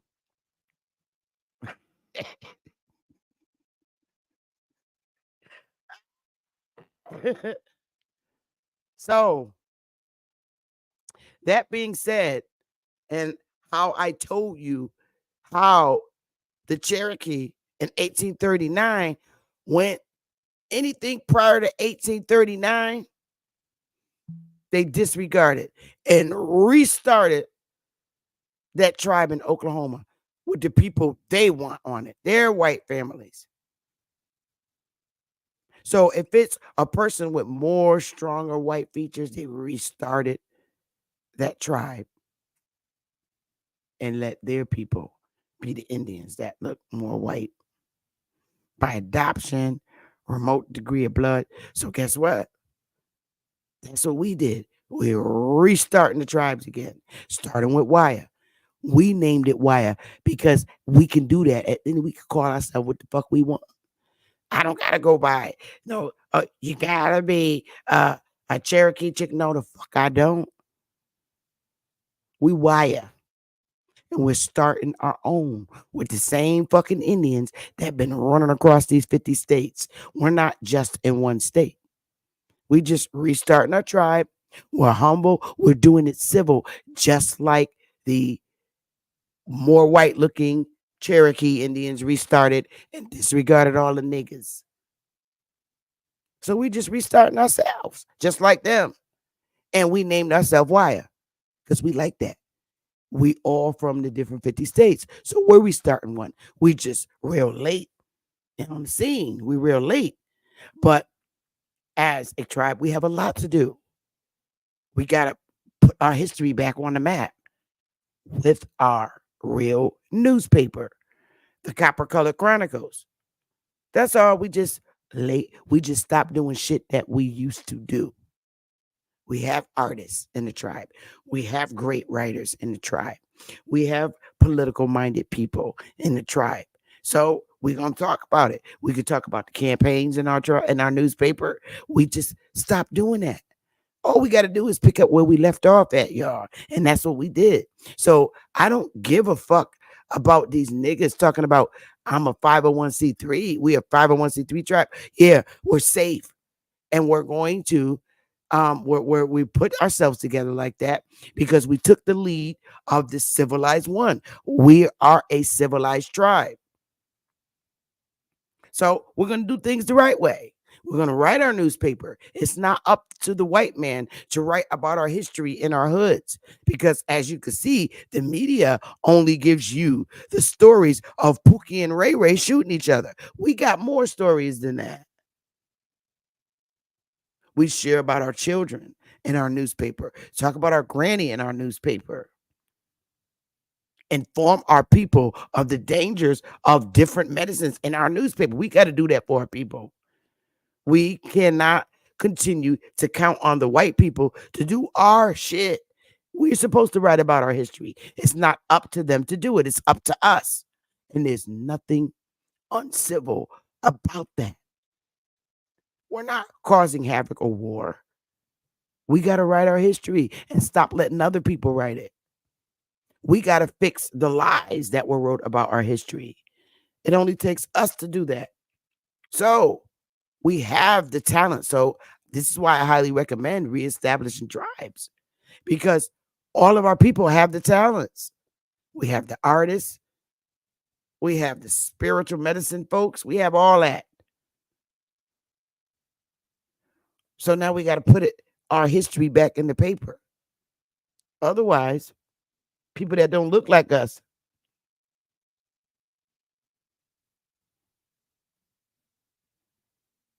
is going to keep writing about us. That's all.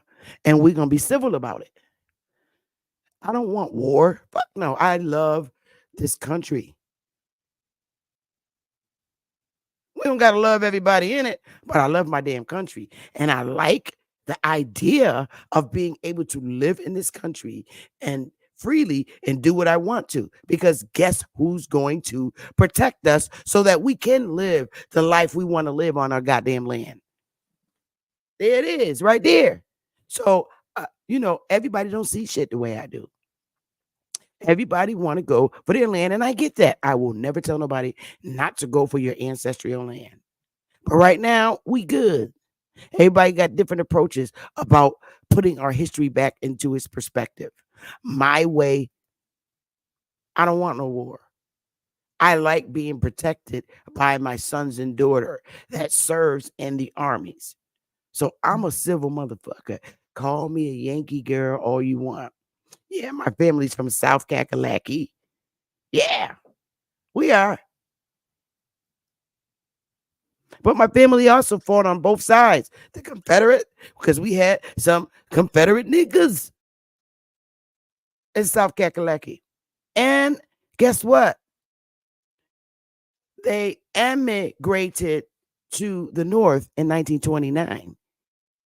That's way 29, 39, 49, 59, 69. That's damn near 40 years before my black ass was born. So I am indeed a Yankee girl from Connecticut. Let's put it in the Indian perspective. Quintucket. I'm a Yankee gal from the North. Even though my ancestry is deeply rooted in the South. But I'm a Yankee girl, and I think like a Yankee right now.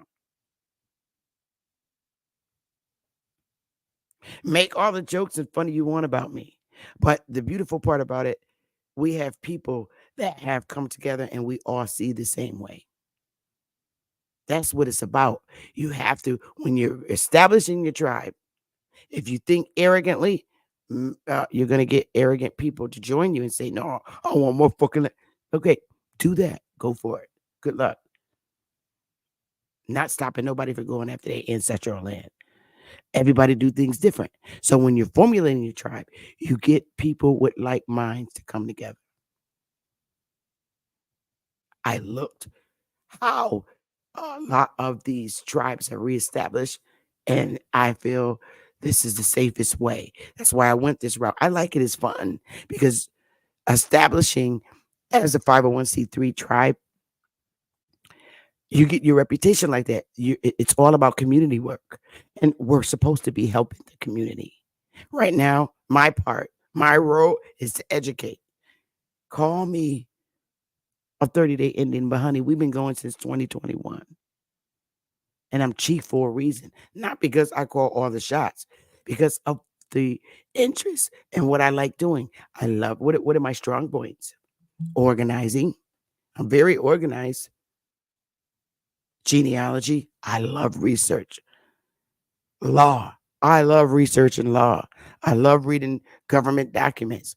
I got a little problem. Yep. Got a little problem because I love just reading shit. I'm political. And I like to say, yo, it's what I do. It's what I like doing.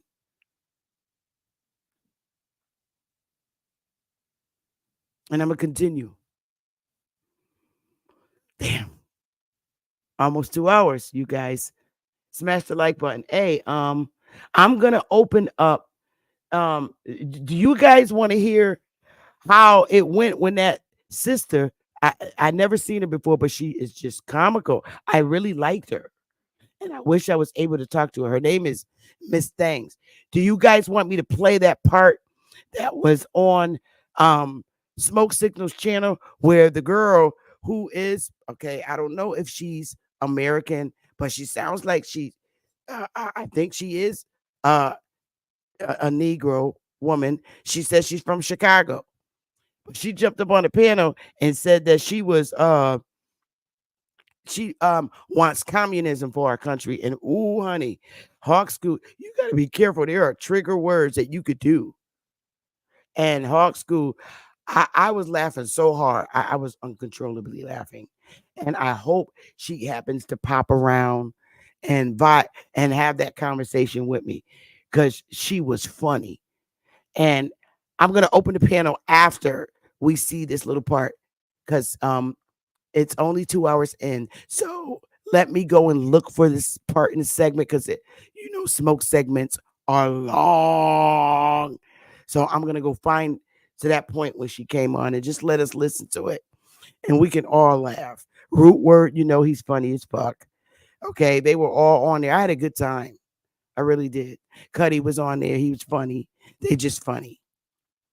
And you'll see why I say Smoke's channel is growing so fast.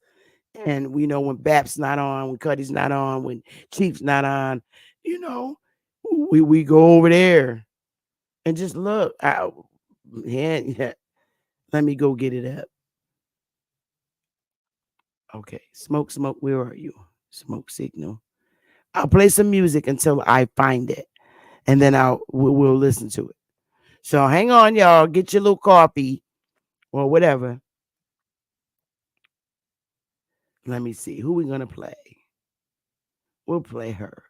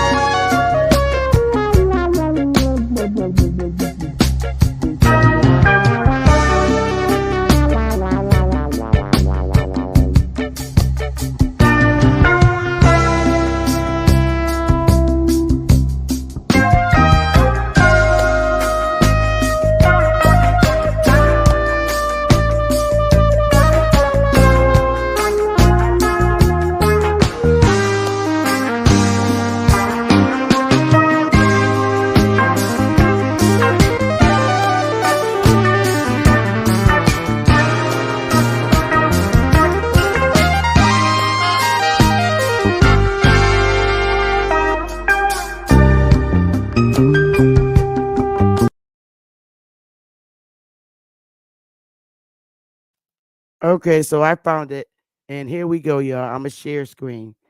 This was funny. She was funny. Everybody, I just thought it was funny. It got real crazy. I'm warning you now, but to me, the shit was hilarious. So just hang in there. You'll hear her come on the piano.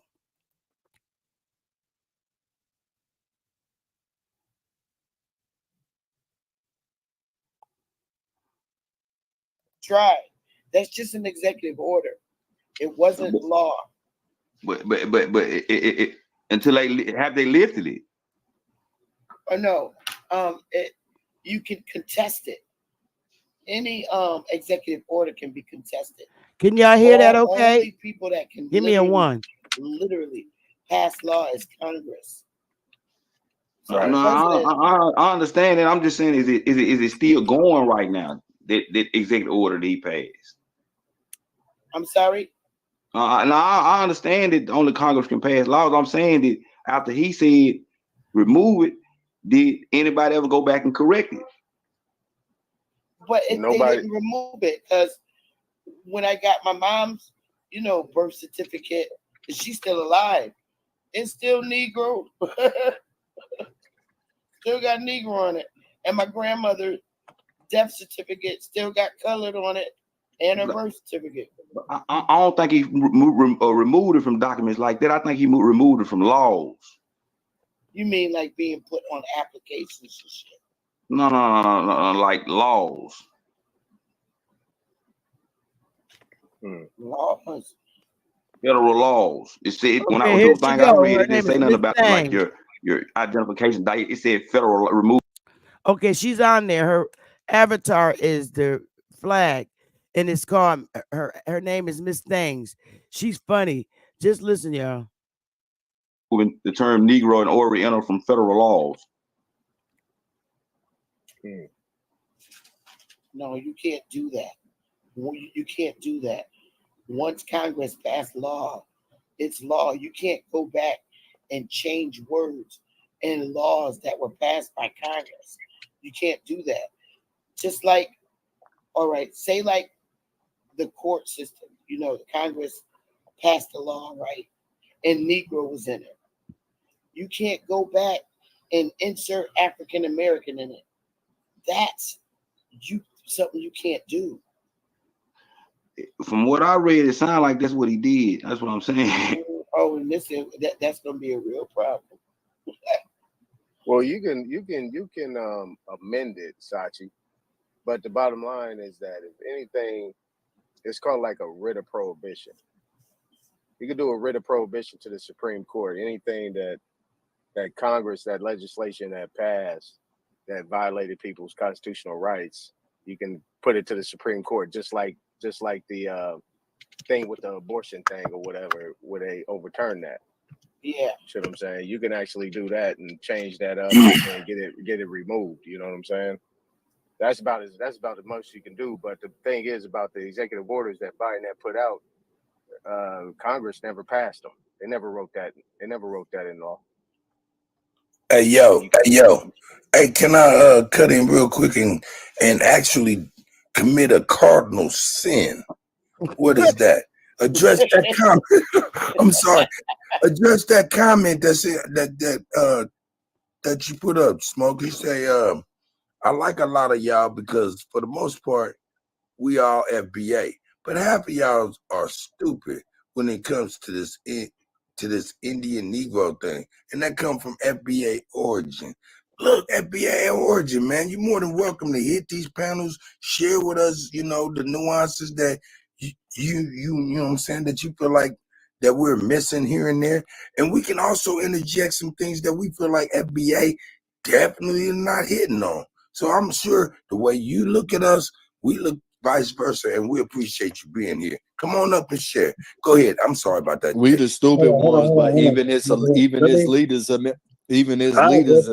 I'll address that because I represent that too. I represent all of us, right? Well, let me get mine out, bro. I ain't even really been talking. Y'all He been talking for like 3-4 hours. He said FBA, didn't he? Yeah, but okay, why do it matter, nigga? I was trying to say something. You just cut you me do off your and own shit shit. with the I was trying to address him with his question. Go ahead, though. Nigga, I'm addressing what he's saying. Like what's up? And it wasn't a question either, so I was addressing the chat. Nah, y'all, I'm cool. I'm let the smart niggas can get it. I'm gonna sit my dumb ass back. No, hell no, Truth, because I wanted to hear that. That's, man, come on, man. Y'all niggas, man. Truth, man, what you was talking about, man? What's up with they let's go. What they leaders is lacking. Let's keep it a thou wow. Hello, that's my screen you're sharing. My name is Miss James. It's my first time here. Is that somebody on the panel? Yeah, can you hear me? Yeah, I'm sorry, I didn't even know. How are you? I'm cut. I'm gonna get on out the way. Go ahead, sir. Oh no, yeah, this is. How you doing, sister? Hello, thank y'all for letting me up. I'm new here. This is my first time seeing this channel. The algorithm fed it to me, so thank you to This YouTube. the feds, man. What the fuck going on over here? Anyway, I just wanted to I heard people arguing over the origin of the word slave. And I thought it was weird the person who was claiming that it didn't come from Slav and that they didn't mean the same thing brought up etymology. And etymology is like a really easy thing to look up. And the word slave does come from the word Slav, and it 30 seconds they could track your IP, right? Cut this bit. Bro, why you keep cutting off? Like, who the fuck is this weird ass nigga? That's the soil. He back in purgatory. He can't stay inside his body. Go ahead, man. Wow, is it safe over here? I'm not trying to get like. Ma'am, you safe. You can say whatever you want to. We disagree with it. Excuse our brother. He got mental issues. Okay, yeah, I was just saying, like, it's pretty much common knowledge that the word slave comes from Slav, and it was the Romans who enslaved the Slavic people. That's just kind of common knowledge. But if anybody wanted some assist with a source, I just wanted to provide that. Sis, we've been killing these niggas for many, many moons on that same facet, and we appreciate you coming up here and sharing it again for everybody else that's new. Shout out to you, sis. Oh, thanks. Okay, I'm gonna hop down and just listen.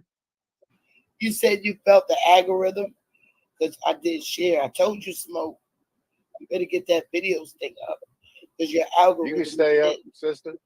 Your algorithm is hitting, Smoke. Is that bad? Yeah. No, that's you real can stay good. Up, sis. Okay, you can stay up, sis. Okay, I'll stay for a little while. Hey, bring up the soil. Bring up the soil so we can ask him a question. I want to ask him a question. Soil, are you there, brother? Yeah, I'm here. I want to know how the host of the channel say how the fuck she started talking if he ain't let her in. No, I let her in, bro. Hold on. I let her in. Okay. I was confused. I apologize for calling you a bitch and all that shit. I just thought this shit looked kind of weird. Niggas asking questions where she come from. Hold up, because I'm not the host. I'm on. DJ Cut. You got it confused. You got me and Smoke confused for a second there, and you went off on a tangent and jumped out of your skin. Probably need to calm down a little bit. It's hard to tell who enemy and who not, man. My bad. Go ahead. Hey, listen, at this point, nigga, we all icons, nigga. Right? On the screen. Go ahead, though. What you saying, though? Blunt, man. You suffer from paranoia. Smoke your blunt.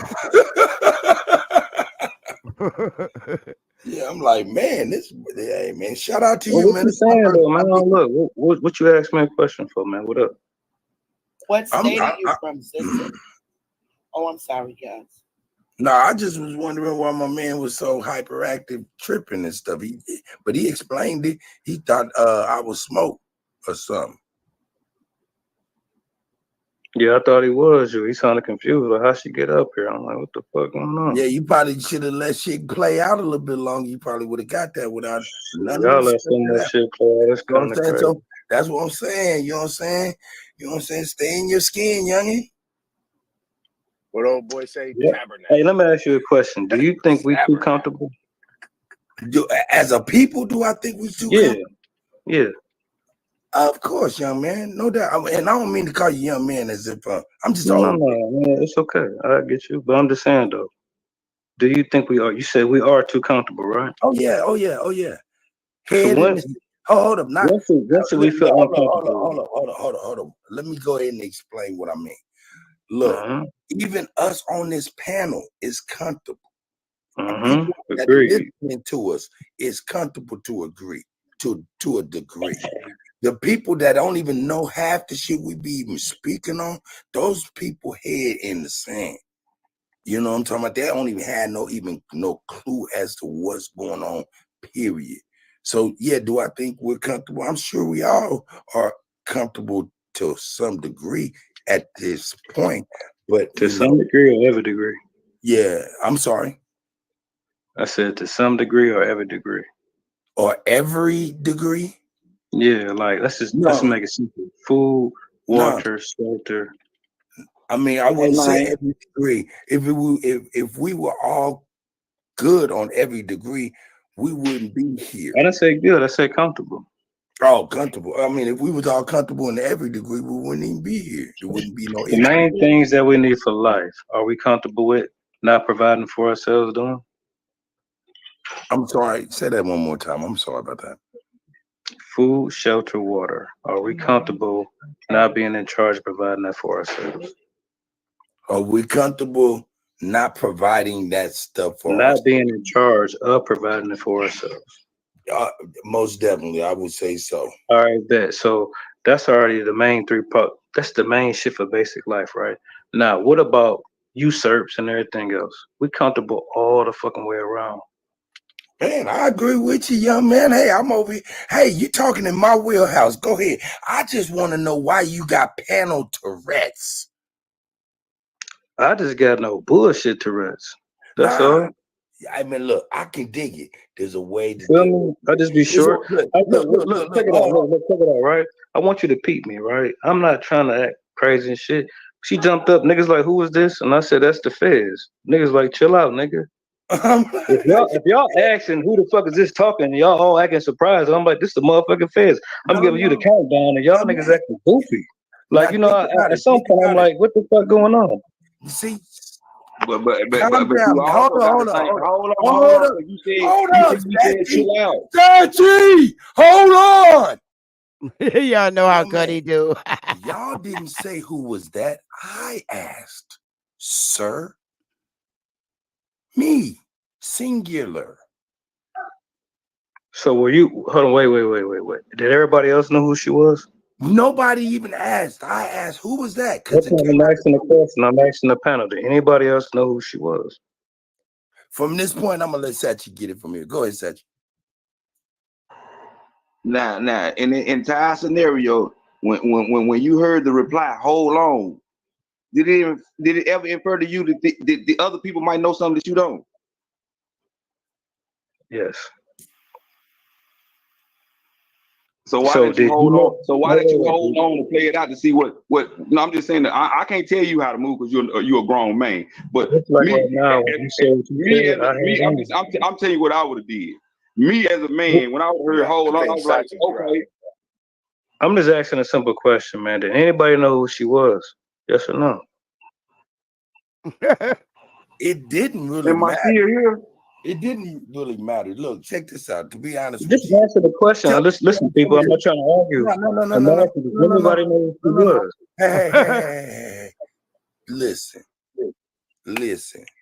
That's a no, man. That's the comfortable part. Do it matter? That's how you get to know people when they. That's what I'm saying. Everybody didn't know each other at first until they popped up on the panel and was allowed to speak to get to know where they from, what they mind at, and who they are. And this is so. I just think that question ain't even really. You know what, relevant. Man? You know what? Y'all got it, man. Y'all got it. And he's not a person that unwelcome people. He welcomes everybody to his channel. And when he feels that they're not right, he remove them. Smoke never said all people can't come to his channel. He's very friendly. He's very approachable. And if he felt that there was something wrong with this sister, she wouldn't be up here. So why are you worried about who comes on this channel to soil? What's wrong? You know what, G? You know what I did? I did what we naturally do. When the brother said, who is that? I was on the same tip. Who is that? Ain't nobody saying nothing. Listen. We're digging. Listen, we're digging. Hold on. Let's just put a cap on this like this. And I'll let Smoke Boy speak. Listen. It was an unfamiliar voice. I'm in the community a lot. And I was like, whoa, who is that? It wasn't a question as to who she was for real. It was a question as to, oh, that was kind of shocking. Maybe I should yield. It shocked me too. Listen, these are some of the things. See, now you got to calm yourself when one mic, sir. Anyway, so when she said when she started speaking and stuff, you when I first said it, you immediately said it was the feds. You know what I'm saying? You instantly went somewhere else. But my thing is this right here, man. I just want to ask you if you just kind of calm down on the panels, man, and not just you. Man, we all kind of need to calm down on these panels, over talking each other and shouting and shit like that. So with that being said, shout out to you. Shout out to the new young lady that came in. Thank you very much. I'm glad the algorithm fed you to some real motherfuckers. Peace. Hey, DJ, me too. when Thank I you. came up on your panel that other night, Second. you said, hey, I tell you, you got to cam up. I don't know who you are. And what did you say, True? Oh, yeah, he good. And he said, oh, okay. All right, you good. Right? You guys remember that? Yep, I do. Okay, there we go. Can we Yeah, move I on? remember that. Smoke. You got something to say? I want to hear what the sister say. She sounds beautiful. I want to hear what she got. No, I just want to say, second of all, Don't be falling in love with voices, nigga. My bad, Smoke. Come on, man. You be busting me out before I even get a chance to bust myself. My bad. In love with Y'all got it, man. Fuck it. Y'all got it. It just sends you some flyers in the chat. Let me leave it alone. Okay. So let me ask you a question, sister. Let me ask you a question, go ahead. Sister. Let's get the ball rolling, sister. All right. So when you pulled up that definition, right? So I would say your perspective is more on the side of American side versus the Pan-African side, or am I off? Where's your angle? How you see things? I'm not really aligned with either of those ideologies. Okay, so what's your ideology? What you kind of side with just a little bit? What you roll with? Well, it's like I want to tell you, but sometimes Black people get really reactionary when I tell them what I am. No. So I'll tell you, but if people start hooping and hollering and talking all crazy, I'm just saying I didn't come here to get yelled at. You know what I mean? Hey, girlie, let me hold up. Chill out. Let me tell you something, girlie. Yes, sir. I'm gonna be honest with you. Uh-huh. We don't like it, but we gonna get the hooping and hollering, girl. Go ahead. All right. Well, at least just not right away. I'm a communist. So I'm not aligned with either of those ideologies. They're kind of irrelevant to me. But I don't mind listening in. Why do you call yourself, if you don't mind me asking, why do you call yourself a communist? Like, what thought process you have that make you feel to fall up under that category? Well, I mean, I just believe that communism is the only way forward for like economic justice and like the preservation of like the environment and human rights. Hey, can are you? Hold on, let me back this one up real quick. Hey, did BLM introduce you to that type of thinking? I was raised communist. I'm from Chicago. Both of my parents were communists. Shit. Go ahead, Truth. I'm sorry. Whoa. Hey. I ain't never met no communists in Chicago. All right, Miss Dang. Whoa. So can you give me some examples of when communist economic plans benefit the people as a whole? Can you give me an example of any revolutionary who wasn't a Marxist? Whoa, shit! Hey, hold on. Wait. Y'all don't get triggered. Don't get triggered, y'all. It's cool, man. We talking with the sister. I like man. her. Right. She got the right to feel how she want to feel.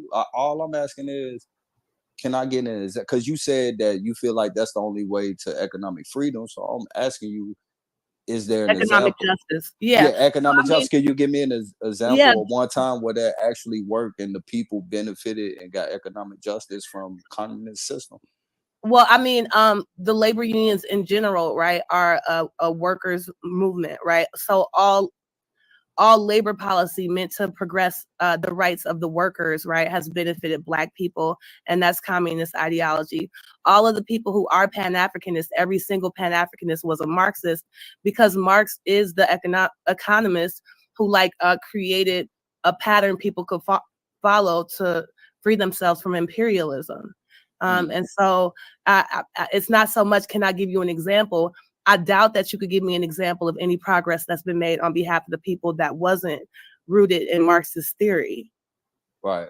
Well, I think you adding on to that because labor unions was really to benefit the white part of the society and shit, because we were, especially in the Midwest, loading up on the manufacturing and steel mill jobs. So they created that actually against us. No, and but then hold on, sweetheart. I ain't oh cut yeah, you sure, off. for sure. I apologize. Go ahead. No, you good, Queen. It's all good. We from Chicago. I ain't gonna do you dirty, man. I promise you. Even though you a communist, we good.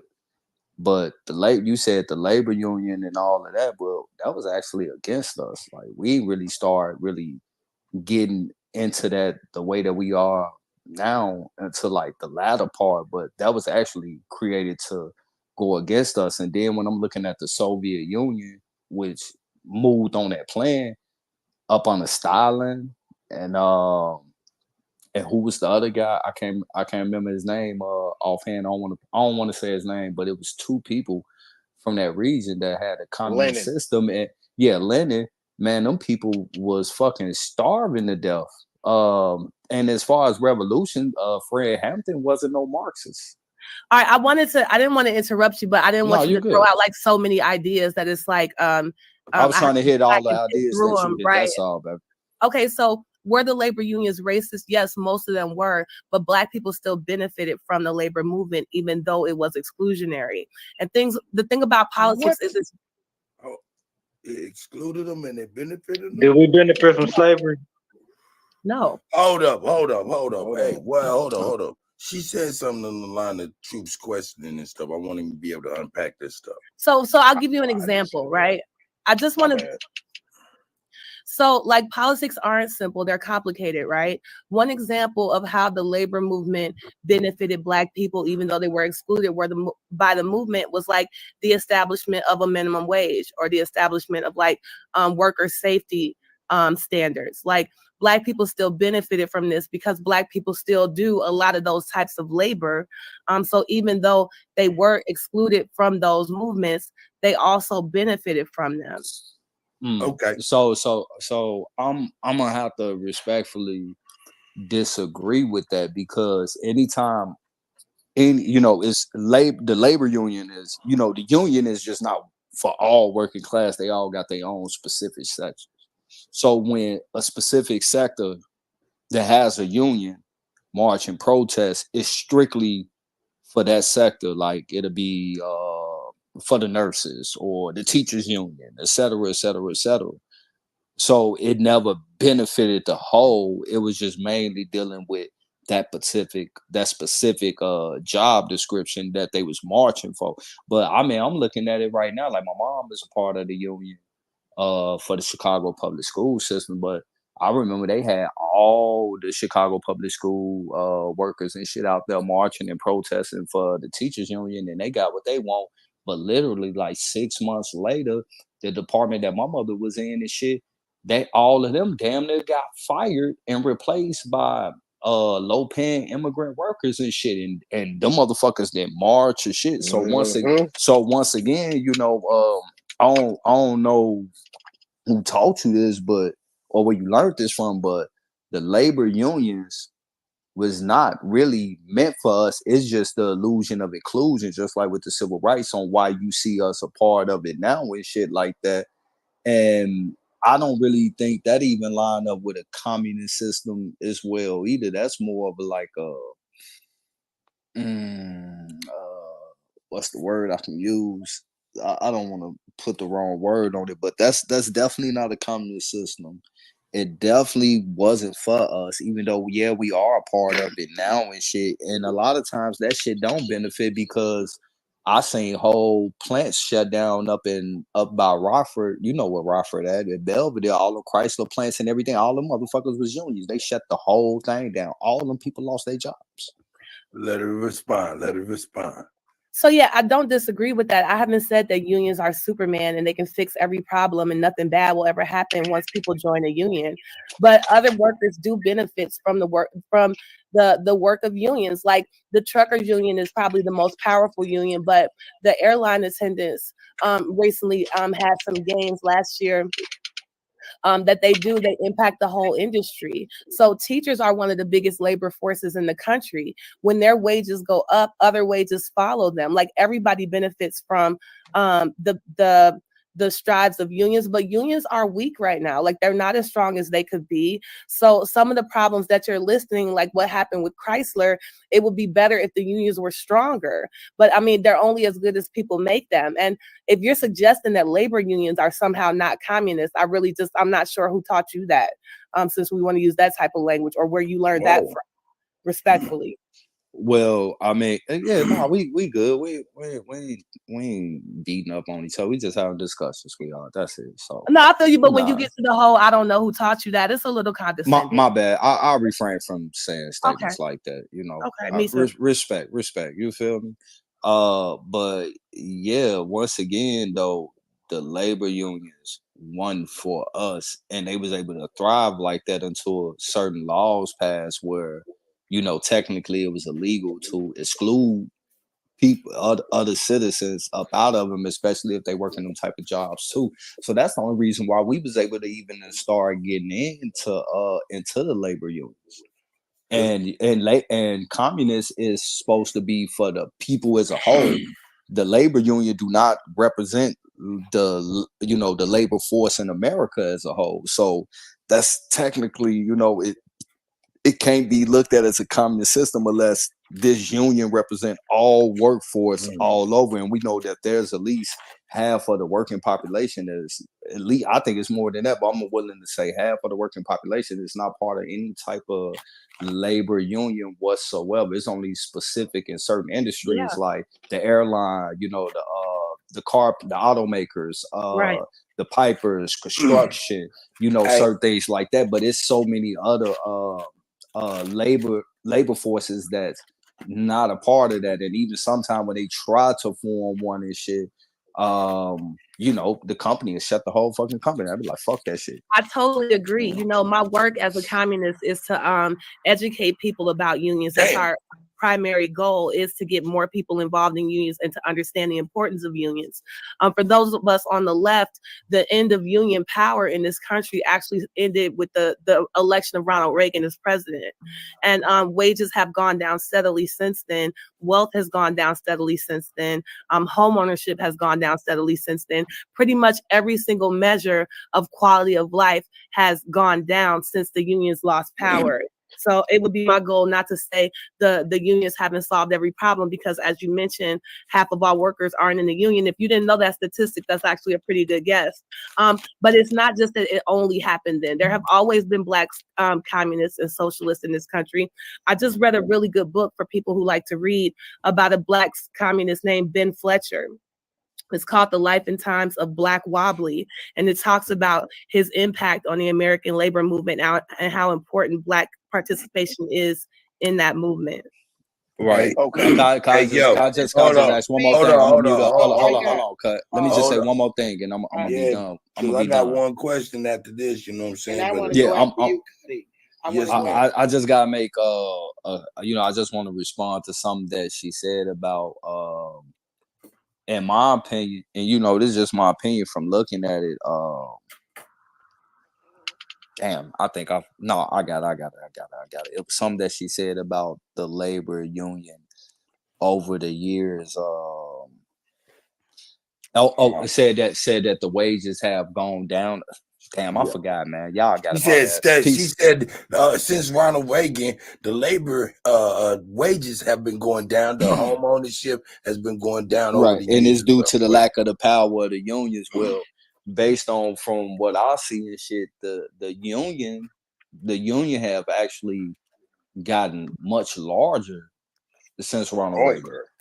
You know, it has much. It's very easy to prove that that's just factually inaccurate. I mean, we can have differences of opinion, but what you're saying is it's very easy to prove. It's overwhelmingly false. Do they have more people? Do they have more people since Ronald Reagan? When we could they have fewer. Hold on. You gotta let me get it out. Show your ass, Mr. Come on, Postman. man. Hey, look, man, I'm cool, man. Shorty from Chicago, man. I know how to She fuck ready to with her. burn some shit up right now. You can Look, just Google like union Calm membership down, since calm Ronald down, y'all. Reagan. Like that's an easy one. yeah, That's not a hard. That's not a complicated. Like you can just Google union membership. Okay, y'all, it's about to get ugly right now because triggered. Here we go.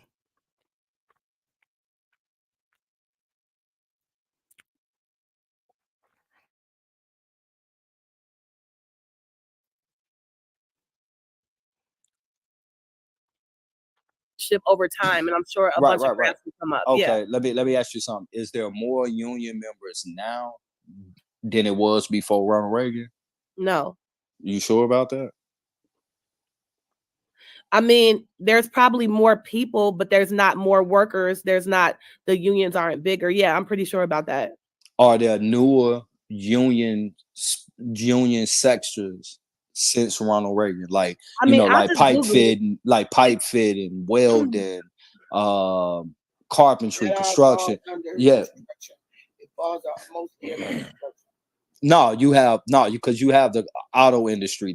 They have their own union. You have the pipe fitters. They have their own union. You have the electrical. Okay, they I have can their answer own your union. question. Yeah, just a very simple, easy Google search. The first result that pops up in 2022, there was a 10% participation in unions for laborers in the U.S. But in 1983, when he took office, it was double that at 20%. So we can just bet that question. So the percentage is lesser since yeah, I think Ronald most Reagan people would office agree and that. now. Yeah, half is less. Okay. Yes. Hey, No, what do no. communists Now, mean? Hold on. Wait a minute. Y'all Yeah, I gotta ask Oh, somebody said not Google. I have books that I can recommend on this topic. No, girlfriend. That's a cardinal sin. Don't address the chat when you got people on the panel. Listen, check this out. Oh, okay. I'll turn it off then. You're totally fine. Listen. Hey, Truth, you asked her, is there more more different types of unions, not the membership? Am I correct? Truth? Well, I mean, they both kind of fall one and the same because the newer unions that's added on and the expansion of different union forces is the expansion of the union participation and shit. Because now that union, it's in more places, that means it's more people involved. You feel me? It's more sector, that means that it's more unions. Gotcha. You feel me? Matter of fact, I think they had a fucking union. They was trying to do a fucking union for like Walmart or some shit, but then dude was like, man, they'll shut this motherfucker down before they let that happen or some shit. I mean, that's just a logical fallacy. Is it communist when Hold up, though, word. How you come right up in here and butt right in front of people, man? Come on, brother. That's how come. That's the communist way. Calm down. Calm down. Nigga. That's on cocaine, bro. I got next after you, bro. I got next after you, bro. My fault. Gentlemen, we're turning this shit around on me. I got next after you, bro. Chronological. I got after you, bro. Actually, I'm after Cuddy. Sister Bethy is after me because we. Okay, I'm after you, but y'all motherfuckers get off my tail, man. All right. I ain't got on. Hold up. Good word. Hey, y'all chill. Root, chill. Don't let the communists divide us, bro. Be cool. I'm not. I'm just like, he need to quit yelling at me like I'm some child, man. Fuck you. Okay, just tell me respectfully, bro. You the only person yelling. You the only person yelling. You calm down, brother. That's all. We all need to calm down. You too. Nigga, look, you just came right in and started calm down, Cuddy. Okay, I apologize, brother. Calm down, like you told me. Anyway, don't turn it around on me. I want to ask a question. Here we go. I'm gonna ask my question. Nigga, fuck wrong with you, nigga? Shut up. Calm down, nigga. Don't tell me to. You calm down, nigga. Anyway, sister girl, you there? Sorry for the buffoonery. You know, Ruby on dope. No, fucking with you. No, my nigga don't be on dope. I believe you. No, but yeah, we butt heads, but we always come out right. But sis, I noticed that, and I'm resetting the conversation. I noticed that you said that you was that you represent communism and stuff like that. You know what I'm saying? And I noticed that you have an American flag on your as an icon. What does that mean to you if you represent communism? Oh, The well, American, number the one, American flag. yeah. Well, first, that's a private joke between me and another content creator. But I get he's like not from America. So I mean it's but it also like it trolls people and it gets them in their feelings. So I think that's funny. But I will say also that being communist is not anti-American. Like me showing the American flag and saying I'm a communist they're not mutually exclusive. Right? Hitler was a communist, and it's definitely anti-American. It's definitely anti-American. You're lying. Can I just say this? Can I say this? Hitler was not a communist. This is my first time talking to anybody that was a communist, socialist, or anything Really? like that. So Yeah, we don't talk about damn communists on the Well, they've been burning down America for 100 years. This is my first They've been time. burning down America for 100 years. Okay, thank you very much, sir. And then can anybody explain what communist is? Oh my God, you can't even. You could look it up instead of interrupting while he's talking. Jesus, what part of Chicago? But then I'm the one tripping. I'm the one. Bro, we've been up here. I just want to know what communist is. You noticed that. I'm the one tripping. The civil rights movement. The civil rights movement was a communist movement. The civil rights movement, if you want an example. So nobody can up here explain what communist is, but we talking about it. I can tell you, but since somebody was already speaking and you have the whole internet at your fingertips, they remove all private property. All private property is seized in communism. Hey man, so the government owns everything. Clowns, dog. I just so talk about that. Well, you had to send more than a honeypot. You had to send more than a honeypot. Can we exercise some something? Nah, man. We can't. We can't. I guess we can't. No, I'm just wondering what's communist since everybody's saying you can't wait. You don't have enough self-control to wait until the host is done speaking. Yeah, y'all let this No, that's not how communism works. Communism is about chaos, order out of chaos. You want chaos, don't you? That's the communist way. Communists came to Ferguson and burnt down my whole neighborhood. Fuck is y'all talking about? Hey man, yeah, y'all don't even know what the fuck communist is, or y'all say it. Y'all wouldn't be talking about this bullshit ass. No, all you thirsty ass niggas ain't never heard a female voice. She is an enemy of America. Fuck wrong with you niggas?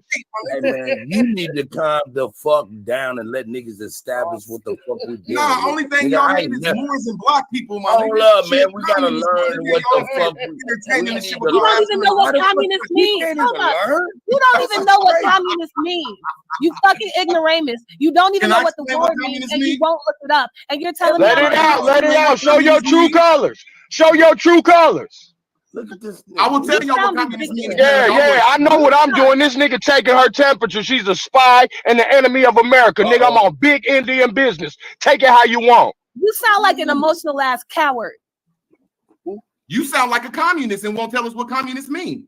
I can't tell you what it means, but the host was speaking. Unlike you, my mama told me better. This ain't the host of the show. He was a. Yeah, that's not the host. I'm not the host. He was talking aggressively, and y'all wasn't talking about communists. Y'all niggas ain't shit, man. I'm just asking what a communist is. A communist is a person when the government owns the whole country. Since she said I'm stupid, they own the whole country and own every last currency in that motherfucker. Own every last currency. The government here owns every last currency. No, they don't. Really? They don't own every last business and every last way of life. That's what communism is. You said currency. What do you think currency means? Businesses. They own every last business. That's not what currency that means. Nigga, woo. That's called how we make all of our money through currency. Hey, I'm out of here. Currency you is should the money. Because you don't talk about shit anyway, Cuddy. What the fuck, my nigga? What the fuck? Wait, man, what the fuck is wrong with you, bro? You sound. Hold up. Are you talking to me? I'll put that MK Ultra on you. Remember, you goofy ass boy. Hold up. I got to give y'all a disclaimer right now. All right. I, by no means, am communist. And secondly, communism does not move me by any means. Right? It does not excite me. It does not infuse me. It does not motivate me. It just doesn't move me by any means. If she wants to be a communist, let her be a communist, bro. It's not going to change our reality by any motherfucking means. Y'all got it. Oh, that was so funny. Oh, my gosh. Thank you. So you're the host, Smoke Signal? Yes, ma'am. Hey, Oh, hold okay, on, man. well, If thank y'all you want me for to clearing leave, me I up. will. But y'all entertain communists but hate Moors? Bro, we I like entertaining being around everybody. I've Like, been why Muslims. niggas entertaining so both of fucking us. butthurt, bro? We be entertaining white Wait a boys minute. and Hold all on. types of weird shit. I mean, God I damn. mean, how are you Don't let entertaining me and not him? I mean, come on. don't let root word don't let root word drag y'all. Don't let root word drag y'all into the bottomless pit. Don't let him drag y'all into the bottomless pit. You can come back, root word, but you gotta stay in your body, And I bro. have my turn with the sister now. Yeah, he act like somebody finna come take his property or some shit, nigga. Calm the fuck down. Can I have my No private ownership and no condominium Sister Bethany community. been waiting so long. Yeah. You know what I'm saying? He act like They take all of your property. They take all of your property in a communist setup, bro. Do you even own anything? Yeah, yes I Be do. taken from you? Yes Okay. I do. Yes Because I you do, talking you like weak somebody that bitch. doesn't. Yes I do, you treacherous bitch. I do. All right, come I'm on, not bro. gonna tolerate you And calling I've me. also belonged to 3 to 4 unions in America who keep niggas like me at the bottom while white boys stand around and do nothing and make you work mandatory overtime because you a nigga. Bitch, you a traitor. You don't know how many unions you're in? You're in 3 to 4. Why you lying? I have been in 3 to 4. I've been in the Bakers You Union. have I've been in the bitch, it's been a long time ago, goddammit. Is I that was what in y'all do? Y'all call women bitches over here because the unions are not to the benefit of the American Negro. They were so white people could get jobs because they didn't have any jobs. They didn't have any jobs. So they needed the union to steal our jobs and box us out. And that's what they use the union for to this day. If you're pro-union, you are a Catholic queen. And we don't have time for that shit in America. And you niggas who ain't never had a bitch in your life, stop letting them finesse you with anything that looks sweet. Y'all got it. they don't even know what I look like. I think you shouldn't be blaming communists for your inability to keep a job or a woman. It's not our fault. I'm sure Hitler agrees. I'm sure Hitler and Walter Plecker agree with you, ma'am. Hitler was not a communist. You're ignorant. Hitler was definitely he was a socialist. Communism is developed out of socialism. Really? Communism is developed out of socialism. You are a Catholic Eastern Star. All of the Catholics know that they're a socialist movement. They say it in their own interviews. They are social justice warriors. They have sent in a female Eastern Star to cause more confusion and divide the people. And I'm a what else? Yes, you're all of that, ma'am. You are all of that. Hey, Hog School, is that something that we can find out for ourselves? Do you just hoop and holler like this to women? Yes. Go ahead. Do some research. These enemies ain't gonna keep sitting amongst us and promoting their propaganda on my watch. Get rid of me. Kick me out. Y'all funny over here. Hey, I just wanted to find out some information. I would like okay, Miss Thang. In reference to that, all right, let me read what communism is for those that don't know. Okay, I am against it. Communism system. In a communist system, individual people do not own land. Right. That's what fucked our country up. Factories or machinery. Instead, the government or the whole community owns these things. Right. Everyone is supposed to share the wealth that they create. In reference to this, our country, that's not the case. That's not the case. I hate unions. I've been in one now for 40 years. Unions are not for its members when it comes to representation. They fucking suck. I'm keeping it a buck, Miss Things. They just want them dues paid, Sister Betty, to fatten up the pockets of the administration. They always go on the side and do they kickbacks. State management, and they don't give a fuck about their members. They don't. Yeah, I'm not arguing. Unions. Well, I'm not arguing that any one union is corrupt or not corrupt, right? I'm talking about all of them, Miss Things. Keep it a buck. So why are you promoting a corrupt system that oppresses the so-called American Negro? Y'all got it. Why are you so emotional? Why can't you control yourself? Because I can. Why are you promoting a system that oppresses the so-called American Negro? Why are you yelling? Why are you promoting a system that oppresses? Why are you promoting a system that I don't care if you answer me, bitch? I could care less if you roll over and die. Why you yelling? Hold on. Hold on. It's cool. Damn. It's cool. I by no means mean to excommunicate Root Word or Hawks Food because this lady is a communist. But what I do expect is for y'all to have more confidence in these American Negroes. It doesn't matter what somebody comes up here in the rhetoric they spew. They're not going to convince us to become anything, even if they make valid points, right? I would prefer that they make the points so we can embarrass their ass with what they're saying. You do not have to work so hard to defend this Aboriginal thing. This shit goes against all the normal status quo, bruh. We stand firm in our own perspectives. So you don't have to go out your way to protect us, bruh. There's nothing this lady's gonna say to convince us that communism is the way to go. We're very familiar with some communist systems that have come and gone. All right, so I'll be hard pressed to believe that anyone can come up here and convince us that it's the way that we should proceed any further. I'm gonna bring you back, bro. Calm down. This has gotten interesting. We can handle this. This has gotten interesting. We can handle it. Man, way you keep saying Miss Thang is crazy, but that's Miss Thang, I'll just finish that statement because everybody else want to talk to you, but I just don't feel that a communist system is right for us. Number one, a communist system is the reason why we as Aboriginals, American Indians, don't have our land now. They took it from us. And every time a foreigner buys a house in our country, it's stolen. The government has taken our land from us. Communism.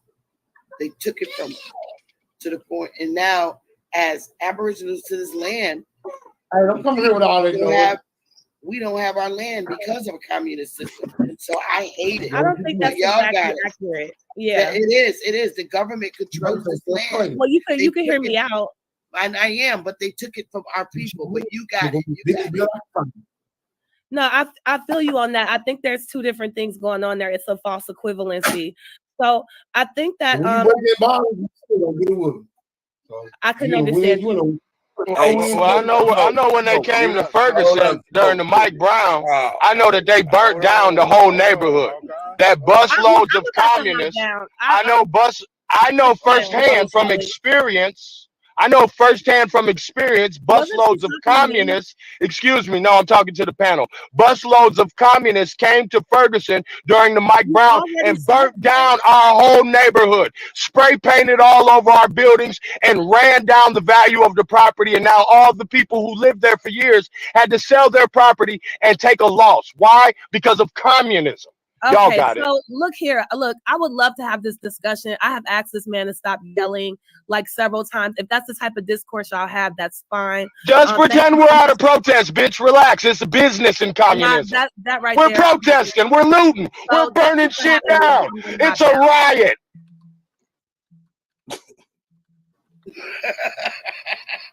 I'm sorry, but okay, everybody can calm down now. The communist is gone. We have been saved. We have been rescued from the communists.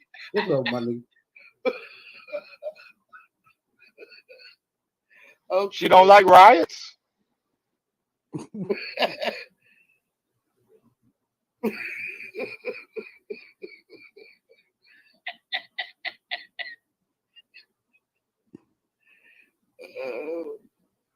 I was trying to get in my communist zone.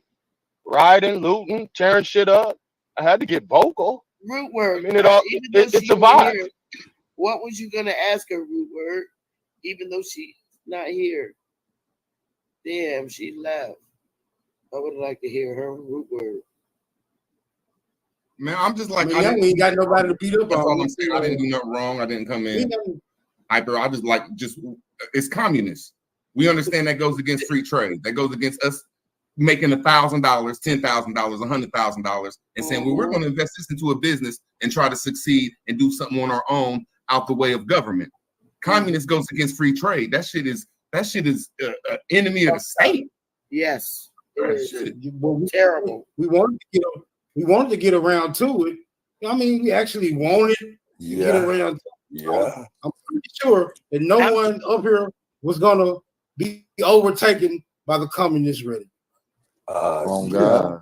I'm trying to figure out how is she from Chicago with that mindset. How communism? We didn't get it.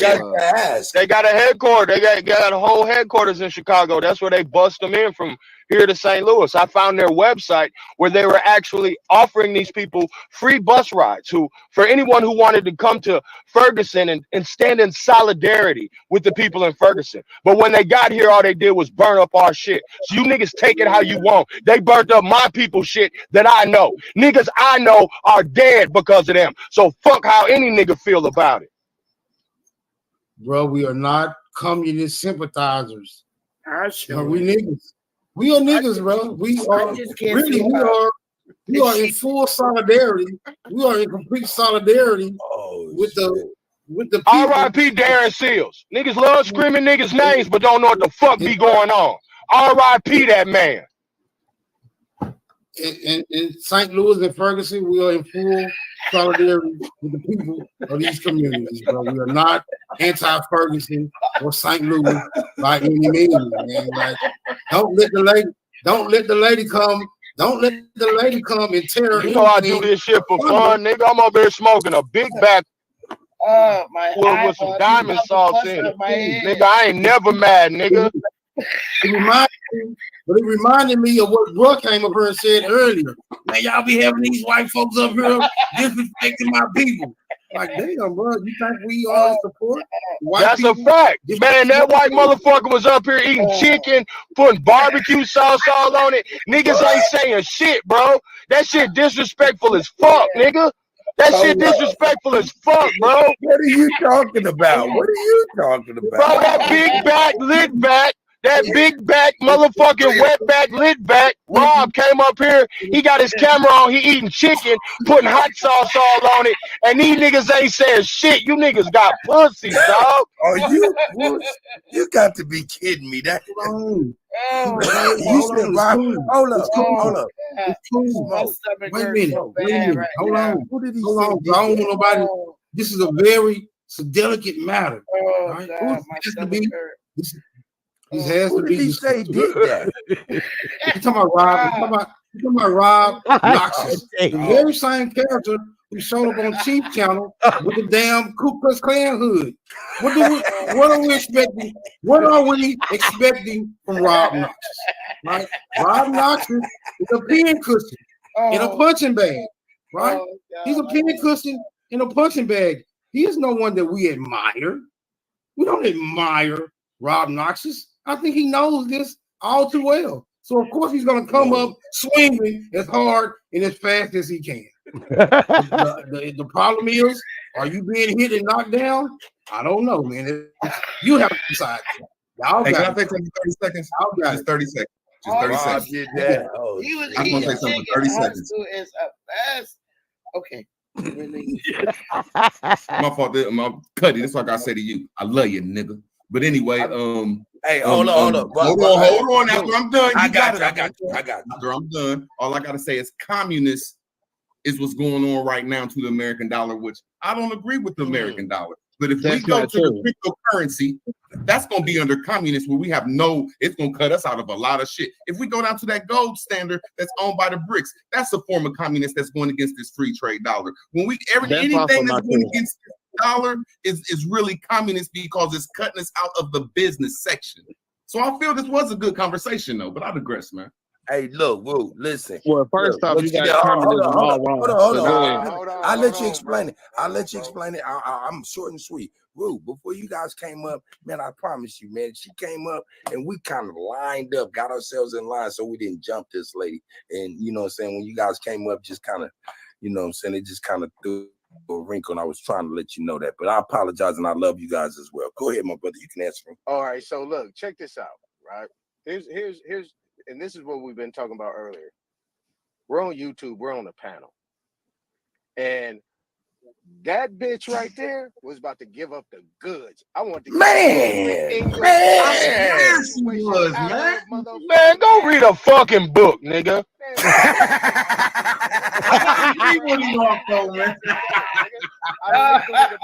But I wanted to know what led her to that shit. But go ahead, Anton. I'm sorry.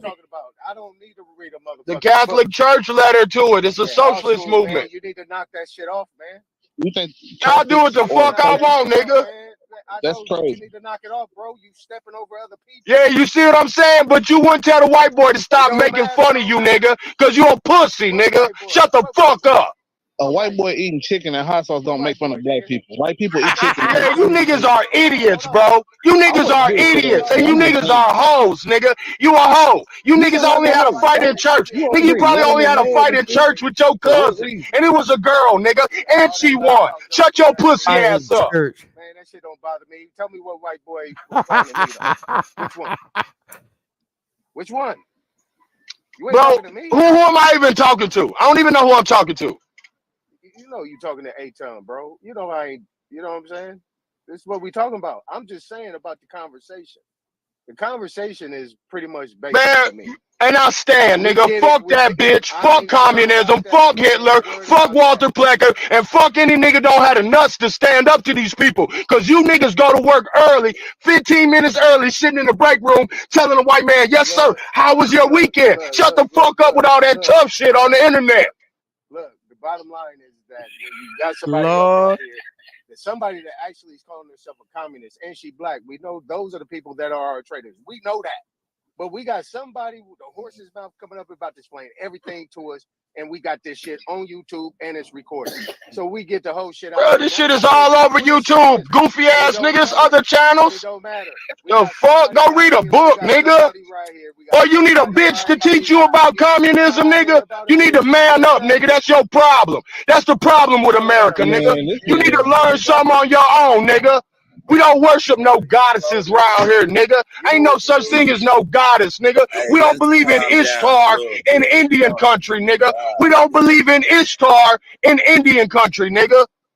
My nigga, like all that shit you talking though, man, don't mean nothing. It don't make no sense. You making it make sense. It means something to somebody. It just don't mean nothing to you, my nigga, and that's fine with me. It means something to somebody. It just don't mean nothing to you, and that's fine with me, my nigga. With that y'all shit, ain't you a Jew?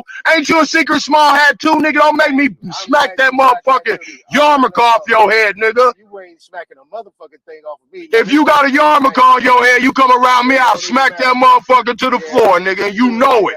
And you know I would, nigga. Quit playing. Everybody know I would. I bet you would, nigga. Nigga, I bet you would, nigga. But the bottom line is this, nigga. All that loud ass motherfucker been running game on my people for 100 years, nigga. Ain't no motherfucking letting up, nigga. Ain't no mercy, nigga. Fuck you niggas too if you don't like it.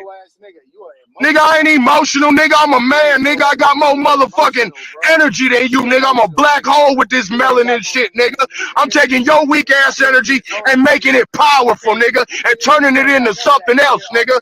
That's black hole properties, nigga. I got black hole properties in my melanin, nigga. Taking your energy, absorbing it, nigga. Fuck is you talking about? You niggas can't fuck with me. I'm a real Indian. You fake ass Indians quit trying to steal our identity. You sound African. Okay. So, all right. So,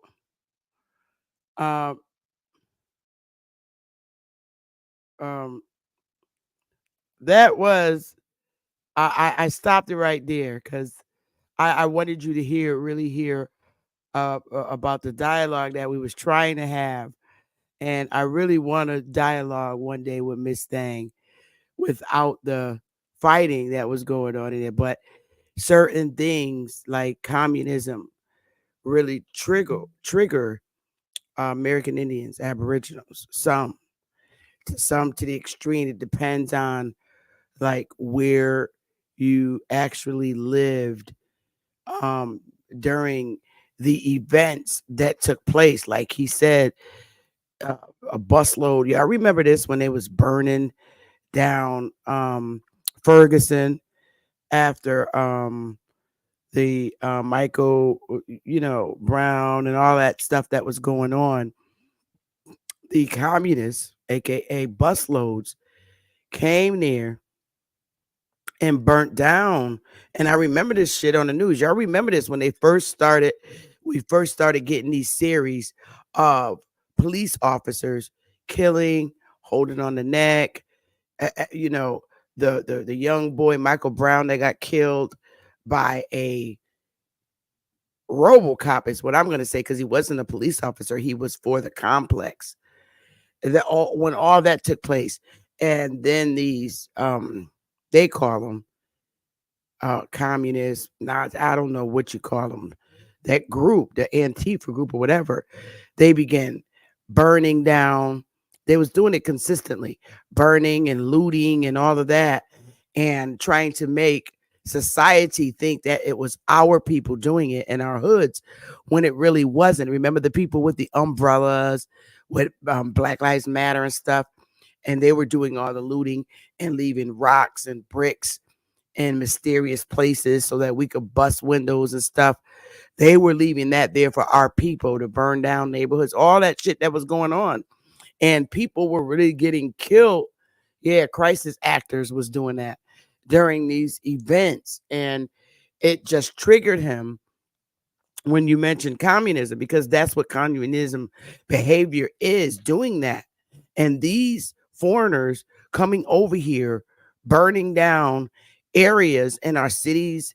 You want to get people out of city because you want to do any type of new construction or some type of gentrification where they're pushing people out the suburbs and into the city. Those are behaviors that take place. It's all crisis actor stuff. They begin burning down buildings and making it look like we did it when we didn't. Now they were showing people on the news that were going in stores and stealing clothes and stuff and running out.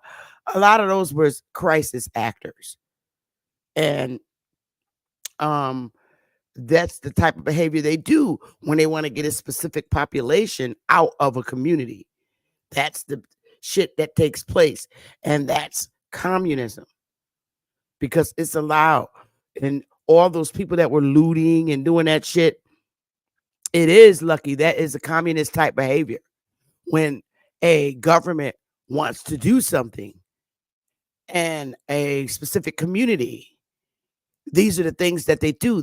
These people that are doing this, burning and spray painting and blending in with us to make it seem like it was us that's doing it. No, these people are paid. They come from other countries. These people with these umbrellas and stuff, these crisis actors, they're not from the United States. So all that burning down, yeah, it was. It was. Some were and some weren't, because we did see the case where the woman came out. Remember, the black lady came out, the sister, and she was whooping her son's ass, telling her to get his ass home. But for the most part, these people, these crisis actors, stand out. They are on code. A lot of them you see with umbrellas. That's how you couldn't really tell the difference of who was Black Lives Matter and who were the crisis actors. Okay. So we did know one common thing about them. They had black umbrellas and they had backpacks. So now in them backpacks, it probably was their little guns or 9mm or whatever. Yep, Hollywood, Rodney. I'm lucky again. I think you should do a lot more listening and learning than trying to cut in like you think you know what's going on, because what you're saying is not true. It's really not. Okay. We even have crisis actors here in the YouTube community. And that's a fact. We have crisis actors in the YouTube community. They come on our panels. This is true, to stir up chaos and do these things. So, young man, I think you need to start doing a lot more listening.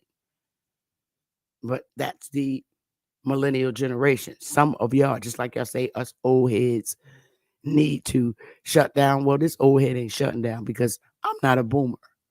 I'm Generation X, and I'm still active with a lot of energy. But anyway, that was went down on Smoke Channel. So that's why I like to go to Smoke's channel, because it goes in the variation of ways. And he's a new channel. So if you're not subscribed to him, subscribe to him. I just did a redirect to Dane's channel. So he's getting ready to go live. And I'm going over there. I don't see anybody else live. So Dane is getting ready to go live. Let me see if he's even live yet. About 3 more minutes. He's going to be going live. So I'm going to be heading over there because nobody else in the community is live. So I will, you know what? I'll open up the panel for a minute. If I don't see anyone come up or anyone doesn't have anything that they want to say, I'm going to just, end the show. But it was really great. And I hope that you have an understanding of the Civil War, because there's so many perspectives that you can look at the Civil War and point out differences in it. And I hope I helped a little bit. There'll be more, but I'm going to get out of here. Well, I'm not going to get out of here. I'm opening up the segment for any questions, or if anybody has something that they want to say, whether it's about the lecture that I just did, or if it's about the communist mind woman that said she believed in communism. So there's the link if anyone cares to come on. And if not, I'm going to redirect to Dane's live. So I'll sit here for a minute until Dane goes live. If I see that no one needs to come up, I'm going to end the show with the redirect. You'll be in Dane's chat room. So here we go. I'm going to wait for anyone that wants to come on. Play a little song. ISO. Dama. So piano's open. So many lies, so many lies. Hey, it's so many lies, so many lies. Yo, it's so many. Hey, it's so many. Yo, it's so many. Yo, it's so many lies. Look in my eyes, they know I'm the truth. They know that. Knocking them down every time I step in the booth. We ain't got a lie, they know we the vibe, we living in proof. It's young conscious, you my life a movie, I live in a spoof. Ain't no sticking around, I'm on the move, I'm checking the dudes. Yeah, it's only us two, so you know we copping that coupe. We on the roof, smoking dope, look at the view. Yeah, we used to chill on the stoop, now we out here breaking the news. It ain't what you really could do, cause we ain't got nothing to lose. We ain't switched side with no cruise, we just stayed out of the loop. Now we out here letting it loose, every shot we took it was swoosh. Gotta get it, ain't no excuse, ain't left to prove. Hey, yeah, hey, there's so many lies, so many lies. Hey, there's so many lies, so many lies. Yo, there's so many, hey, there's so many, yo, there's so many. Yeah. Ask them a real question, yeah, I bet it's all lies. Hey, they won't cross that line for a fact that's offsides. Hey, too much penalties when they run this back, yeah, it's fines. Hey, could have been here with us, but we do not force no vibes. Hey, she gon' try the whip and let me park it in the driveway. They just want the praise like they Yahweh. Getting so much bread, yeah, the ride way. We done already won, yeah, that's worth the ride way. But they still lying right through their teeth, and they still hiding behind many truths. They was D9, watch my every move, tell them keep time. Leave that shit on scene, I ain't replying. Less I know you, that don't mean I'm Hollywood, that just mean I'm Hollywood. All y'all, I probably stood on the falls, all cause. More times I probably should. I don't know nobody like us, you see how much time it took. Yeah, hey, there's so many lies, so many lies, so many lies. Hey, Indigenous Minds, I'm coming now. I just need to put my overlay to make sure I don't got no, porn bomber trying to come up in here.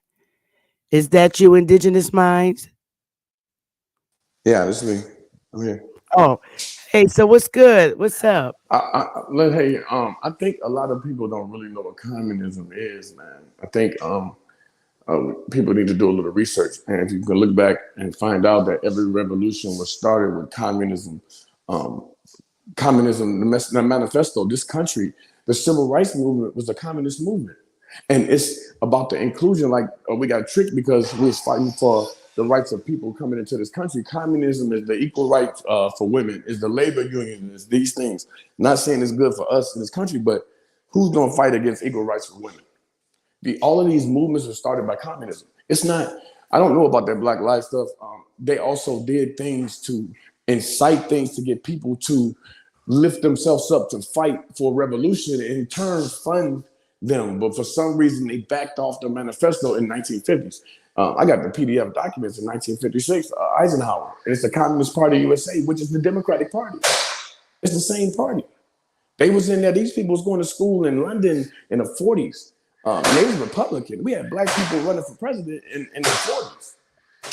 A lot of history has been hidden, man. I'm saying Communist Manifesto is these. I mean, this is how they include themselves into countries by going into the country, picking the people that's the worst off, telling them they need to stand up and fight for themselves, fund this, probably fund the other side, and sit back and wait for the winner. And then you got them by the ball. You got them because they owe you. And that's what communism is. It's not. In Hong Kong, it costs 3 times the amount than it do to live there than it do in New York. Where are these people getting this money from? They got a bag. Them Chinese people going in Vegas spending a bag. They got money over there because communism is what people really think it is. That Marxism blueprint was what every revolution was started off of. You need to check the movie out. And I see Hall School did a build on it. I did it like last year. That movie break it down and show you what the civil rights. They was calling the Negro Soviet Republic and calling Martin Luther King a communist. So my understanding and experience is not really all of what you're saying. I know that has something to do with it, but my whole thing in reference to communism is why, and I'm American Indian, and so is Hawk School, and so is everybody else that was pretty much in Smoke's community. We are aboriginals to the Americas. Okay, communism is what have us as Negroes in the position that we're in now. Just because all of us have brown skin doesn't mean that we are the same people. Like someone from Africa who was born here, all right, literally born here, grow up in our culture. They don't have a problem with communism because this is not a country that was taken away from them. I agree with you. Communism took the country from us. Yes. Right. And right. that's I agree. That's why we as a people are in the position we're in. We did not want to convert or die, a lot of our ancestors, to Christianity, which was the order given by the Pope, in which this newest Pope denounced.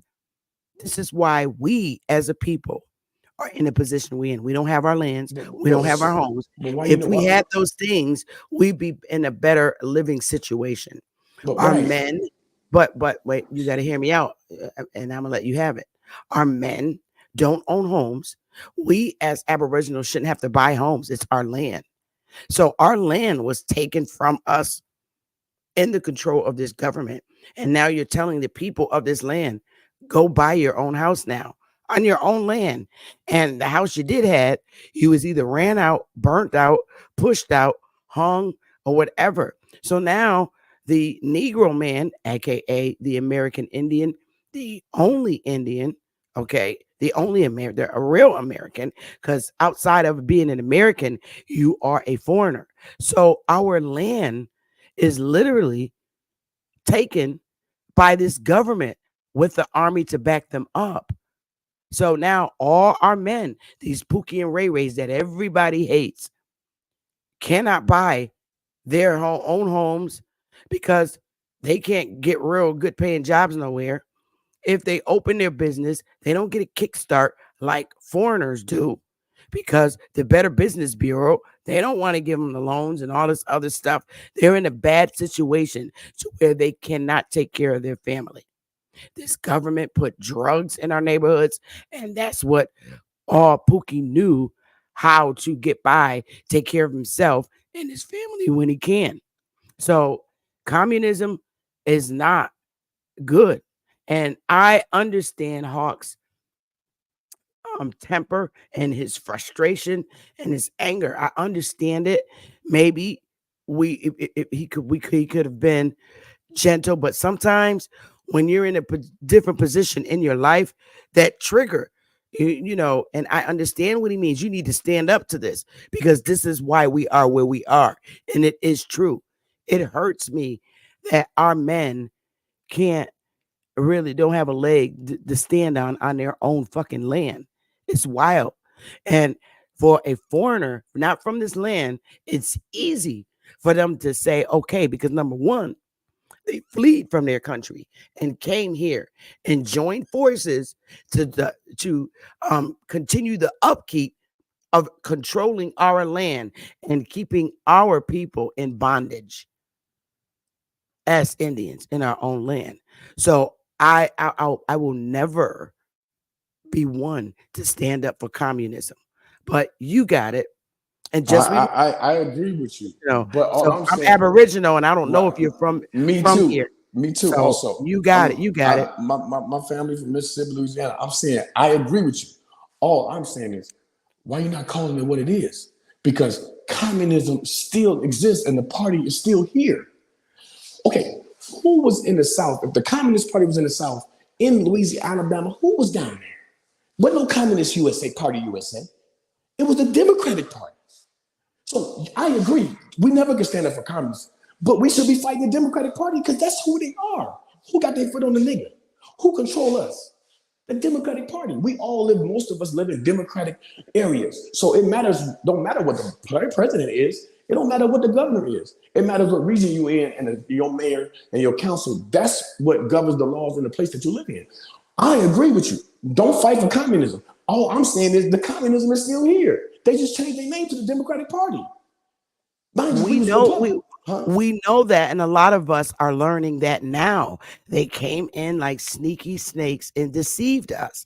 We know, and a lot of our people now are finding out that the Democratic Party has always been the enemy to us. When the Republicans tried to tell us this and teach us this, we didn't listen to them. We listened to the Democratic Party because they always told us that Republicans are racist and they don't like black people and niggas and Negroes, and they Republicans can't stand poor people. This is what was implanted in our ancestors' heads. So therefore they joined in with the Union, okay? And always the Democratic Party always seen that we had handouts so that even if they didn't want us in their corporations to work in jobs, they had welfare systems and they created all these social programs for our people to qualify for, so that it puts them in a position not to want to do better. Like Section 8 housing is one of the biggest things, food stamps and healthcare with the EBT cards. But Section 8 housing, all right, a lot of our people are seeing that they had to pay like $10, $11, $12 for rent. They got 2 and 3 bedroom apartments taking care of their families, right? And then what happened in the was it the Clinton administration? You getting a job now. So now our people were so accustomed to living off of Section 8 that they don't have the drive to look for a job or the drive to find a better way of life in our predominant hoods. So what are they doing now? They said, okay, I'm gonna get a job at Dunkin' Donuts and Wendy's, work for about 6 months. That way they won't cut my Section 8. That's the thought now, because they're stuck in that democratic system and they can't see themselves getting out to make it better. So now our people are finally waking up and say, you know what? I'm voting for Trump. I'm going Democratic. I'm going Republican now. So this is why you see the huge influx of people, our people voting for Trump. Because remember, we were born Democrats. We came out our parents' wombs. We didn't have an option to be on the side because we were always told ugly things about the Republicans. So therefore, we were born Democrats. It was just no question about it. We didn't have an option. So now, when one gets that ability to come from the bottom of this so-called imaginary ship and step out in the world and begin educating ourselves, getting the college education that we need, we now see that we are able, that the Democrats, that the Republicans, okay, we call them two heads of the same fucking whatever. But the Republicans always told us to get a job. Did it? And we took that as an insult rather as you should open your own business. Our people didn't know that we had the opportunity to really open our businesses again since the bombing of Black Wall Street. So now it's different. Our children are now not coming out thinking from a democratic level when they leave school. They come out business minded. They come out not wanting to go and work for somebody's corporation. They're coming out wanting to open their own businesses. Like my daughter, she's like, "Ma, I ain't going to college to be no lawyer. I want my own shop for doing, what do you call, massage therapy and all that." My daughter is into that. I'm like, "Oh, okay, but it's a business mind and I got to support her." So it's now coming out. Now we have these, okay, we'll call them Negroes, niggas, or whatever you want, children coming out with much better education opportunities than we have. And they're coming out with business minds now. And they're pushed to the Republican mindset now. So now, this is why we have this huge influx of more slaves coming in. You call them immigrants. I call them slaves because the Democratic Party needs them for their votes because Trump is holding the fort.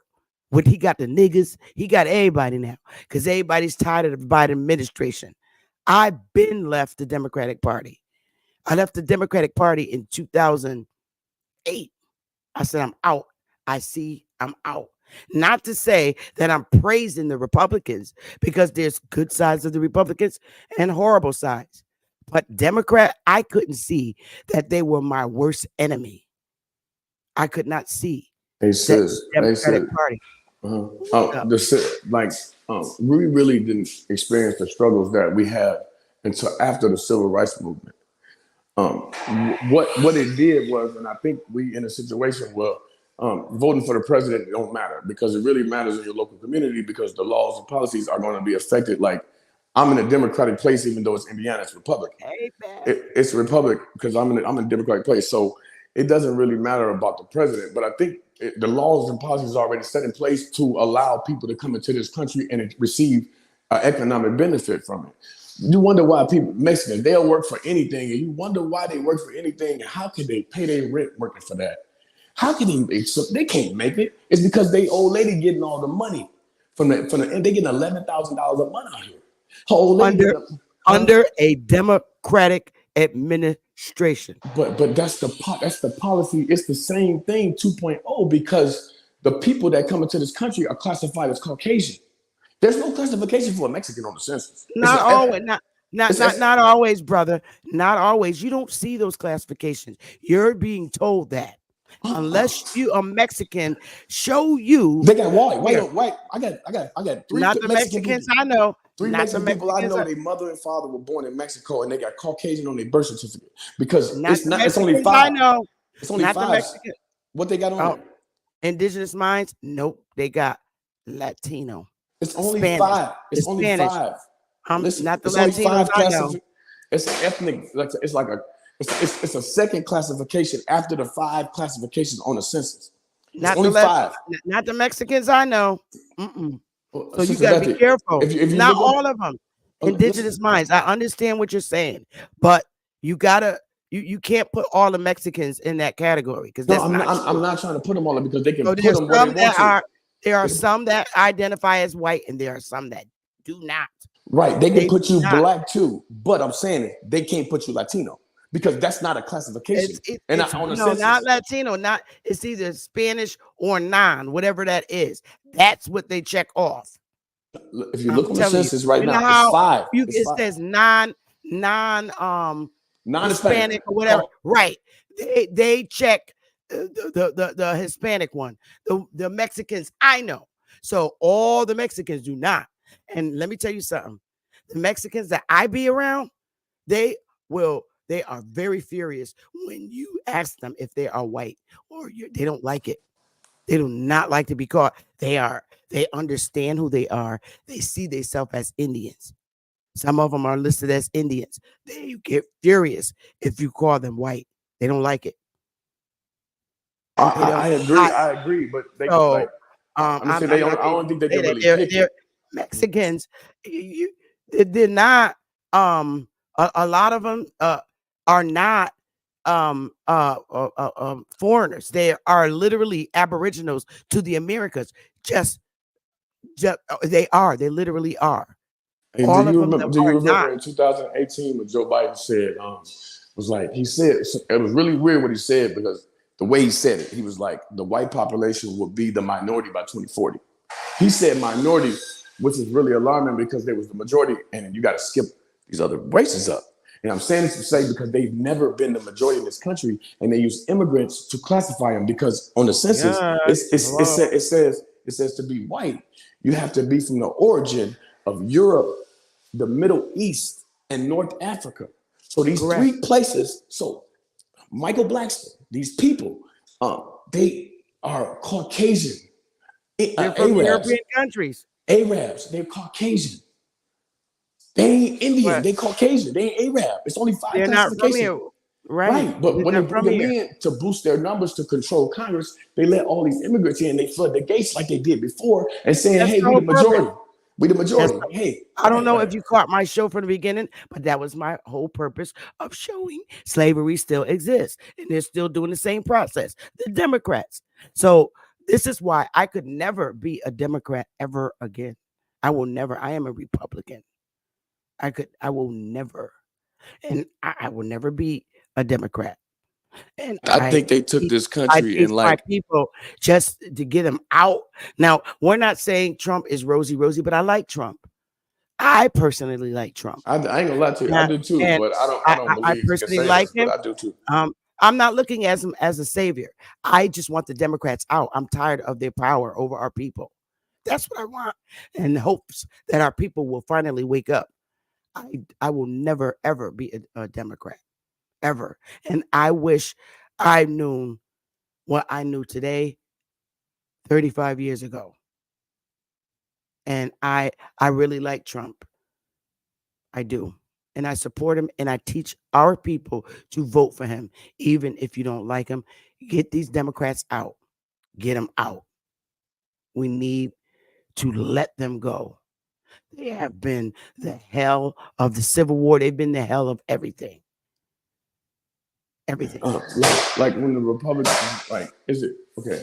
Because I think as long as we got the laws that we have, it ain't gonna work, because we allow people to come. The American dream that's sold around the world, and people is doing anything just to come over here. That's the only way we're gonna be right, if we stop that. And I don't think the government is set up for that, for us. That's why not this administration. Not this administration now. I mean, I don't think administration, the government itself, right now, the way it's set itself, I don't think it can. I don't think it'll work, because we allow people to come into our country and receive economic benefit over us. And if we can change that, then it'll work. But until that happens, they're always gonna put them first. The new tax money and all these tax cuts and stuff, because they get funding for themselves when they release tax dollars from the U.S. because we the one paying for it. Our goofy ass the one paying for these motherfuckers. Well, all I can say is this: indigenous minds. I don't put my trust in anyone, either party, but I can honestly say this, and it's factually true. When Trump was president, everything was cheaper. The gas was down. Niggas had jobs. Niggas was opening businesses. All of a sudden, Joe Biden's ass came in and it was a fucking wrap. When Joe Biden came in, they came in swinging. So, and they didn't discriminate this time. If you was white and had a business, your ass was out of a business. People who've had small to mid-sized businesses, mom and pop stores, he closed them. They were evil. And every business owner during this administration that suffered that from these Democrats, businesses, small businesses that have been in existence since the 1900s have just was closing like crazy because of their anger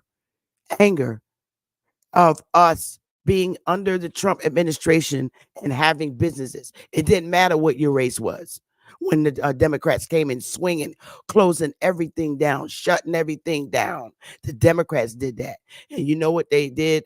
They took people who were middle class, people that had their own stores, and made them into just working class citizens. They literally wiped out the middle class. They came in. So anybody that votes for this administration is crazy. Sister Betsy, I agree things were good with Trump, but I don't think Trump created jobs. Trump released money. Instead of giving it all over the world, he put it in an unemployment check. Well, that was the purpose. You get the money from them, and you get the money, and you better make the right decision. You better open a business so you can create revenue. It didn't matter. I was getting that $750 a week. I was getting that $750 a week. It was up to the people to open up businesses when they got that damn money so that it generate revenue. Now we got our people who've had those opportunities and shit and getting houses and shit, but it's up to them to do things right this time. You know you ain't gonna have another chance, so you better take advantage of this. Pay your fucking bills so you keep your house or whatever business you got going. Don't fuck it out. And what did we do? I agree. It's coming. It's coming again. That money gonna be it's coming again. Want Trump in this office for that next opportunity. And after what we went through in this administration, we should never, ever, ever want the Democrats to have a hand on our lives again. They didn't give a damn. Can I ask you a question? Can I ask you a question about the in the political process? Does a party have the House longer than 8 years? Because I know like a president can run 2 terms, but has it ever been just Democratic for a longer than 8 years since like FDR, or Republican for more longer than 8 years? No, currently it's only always been 2 years now. I think the last person that guy FDR, somebody did 3-year term. But I'm talking about even afterwards, like after, like say, Obama stepped down or he did his 2 terms. Does a Democrat has a Democrat ever won that and made it like a Democrat in the office for 12 years? Well, you looking at it now, you got the Obama who went through, and then you got his vice president. No, but see, Trump came in. I'm talking about how Obama went for 8 years. Now, after that 8-year term, has there ever been like another term for the Democrats? Let's just say Joe Biden or Hillary. If Hillary would have won, it would have been 12 years with the Democrats in office. I'm saying have it ever been like that in history, or Republican, like to have the office for that long?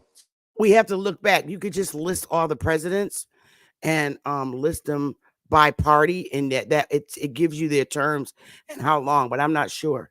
I got to look back and see. I'm sure there has been a time where the Democrats kept, but they've been in control too long. Our tax dollars are literally taking care of the immigrants in other people's countries. We're fighting foreigners' wars. So, I think this should be a lesson for all of us. Remember what you went through with the Democrats. Remember how you suffered. Remember how they had you in prison. They in all these Democratic states, they put niggas in jail if they farted. But the white boy got the chance to come out, get a job, better himself, and blah, blah, blah. They just started doing second chance initiatives for inmates. Just started. But the white boy always had the opportunity. We had a governor, a former governor, that did a bid in prison for 5 years, right?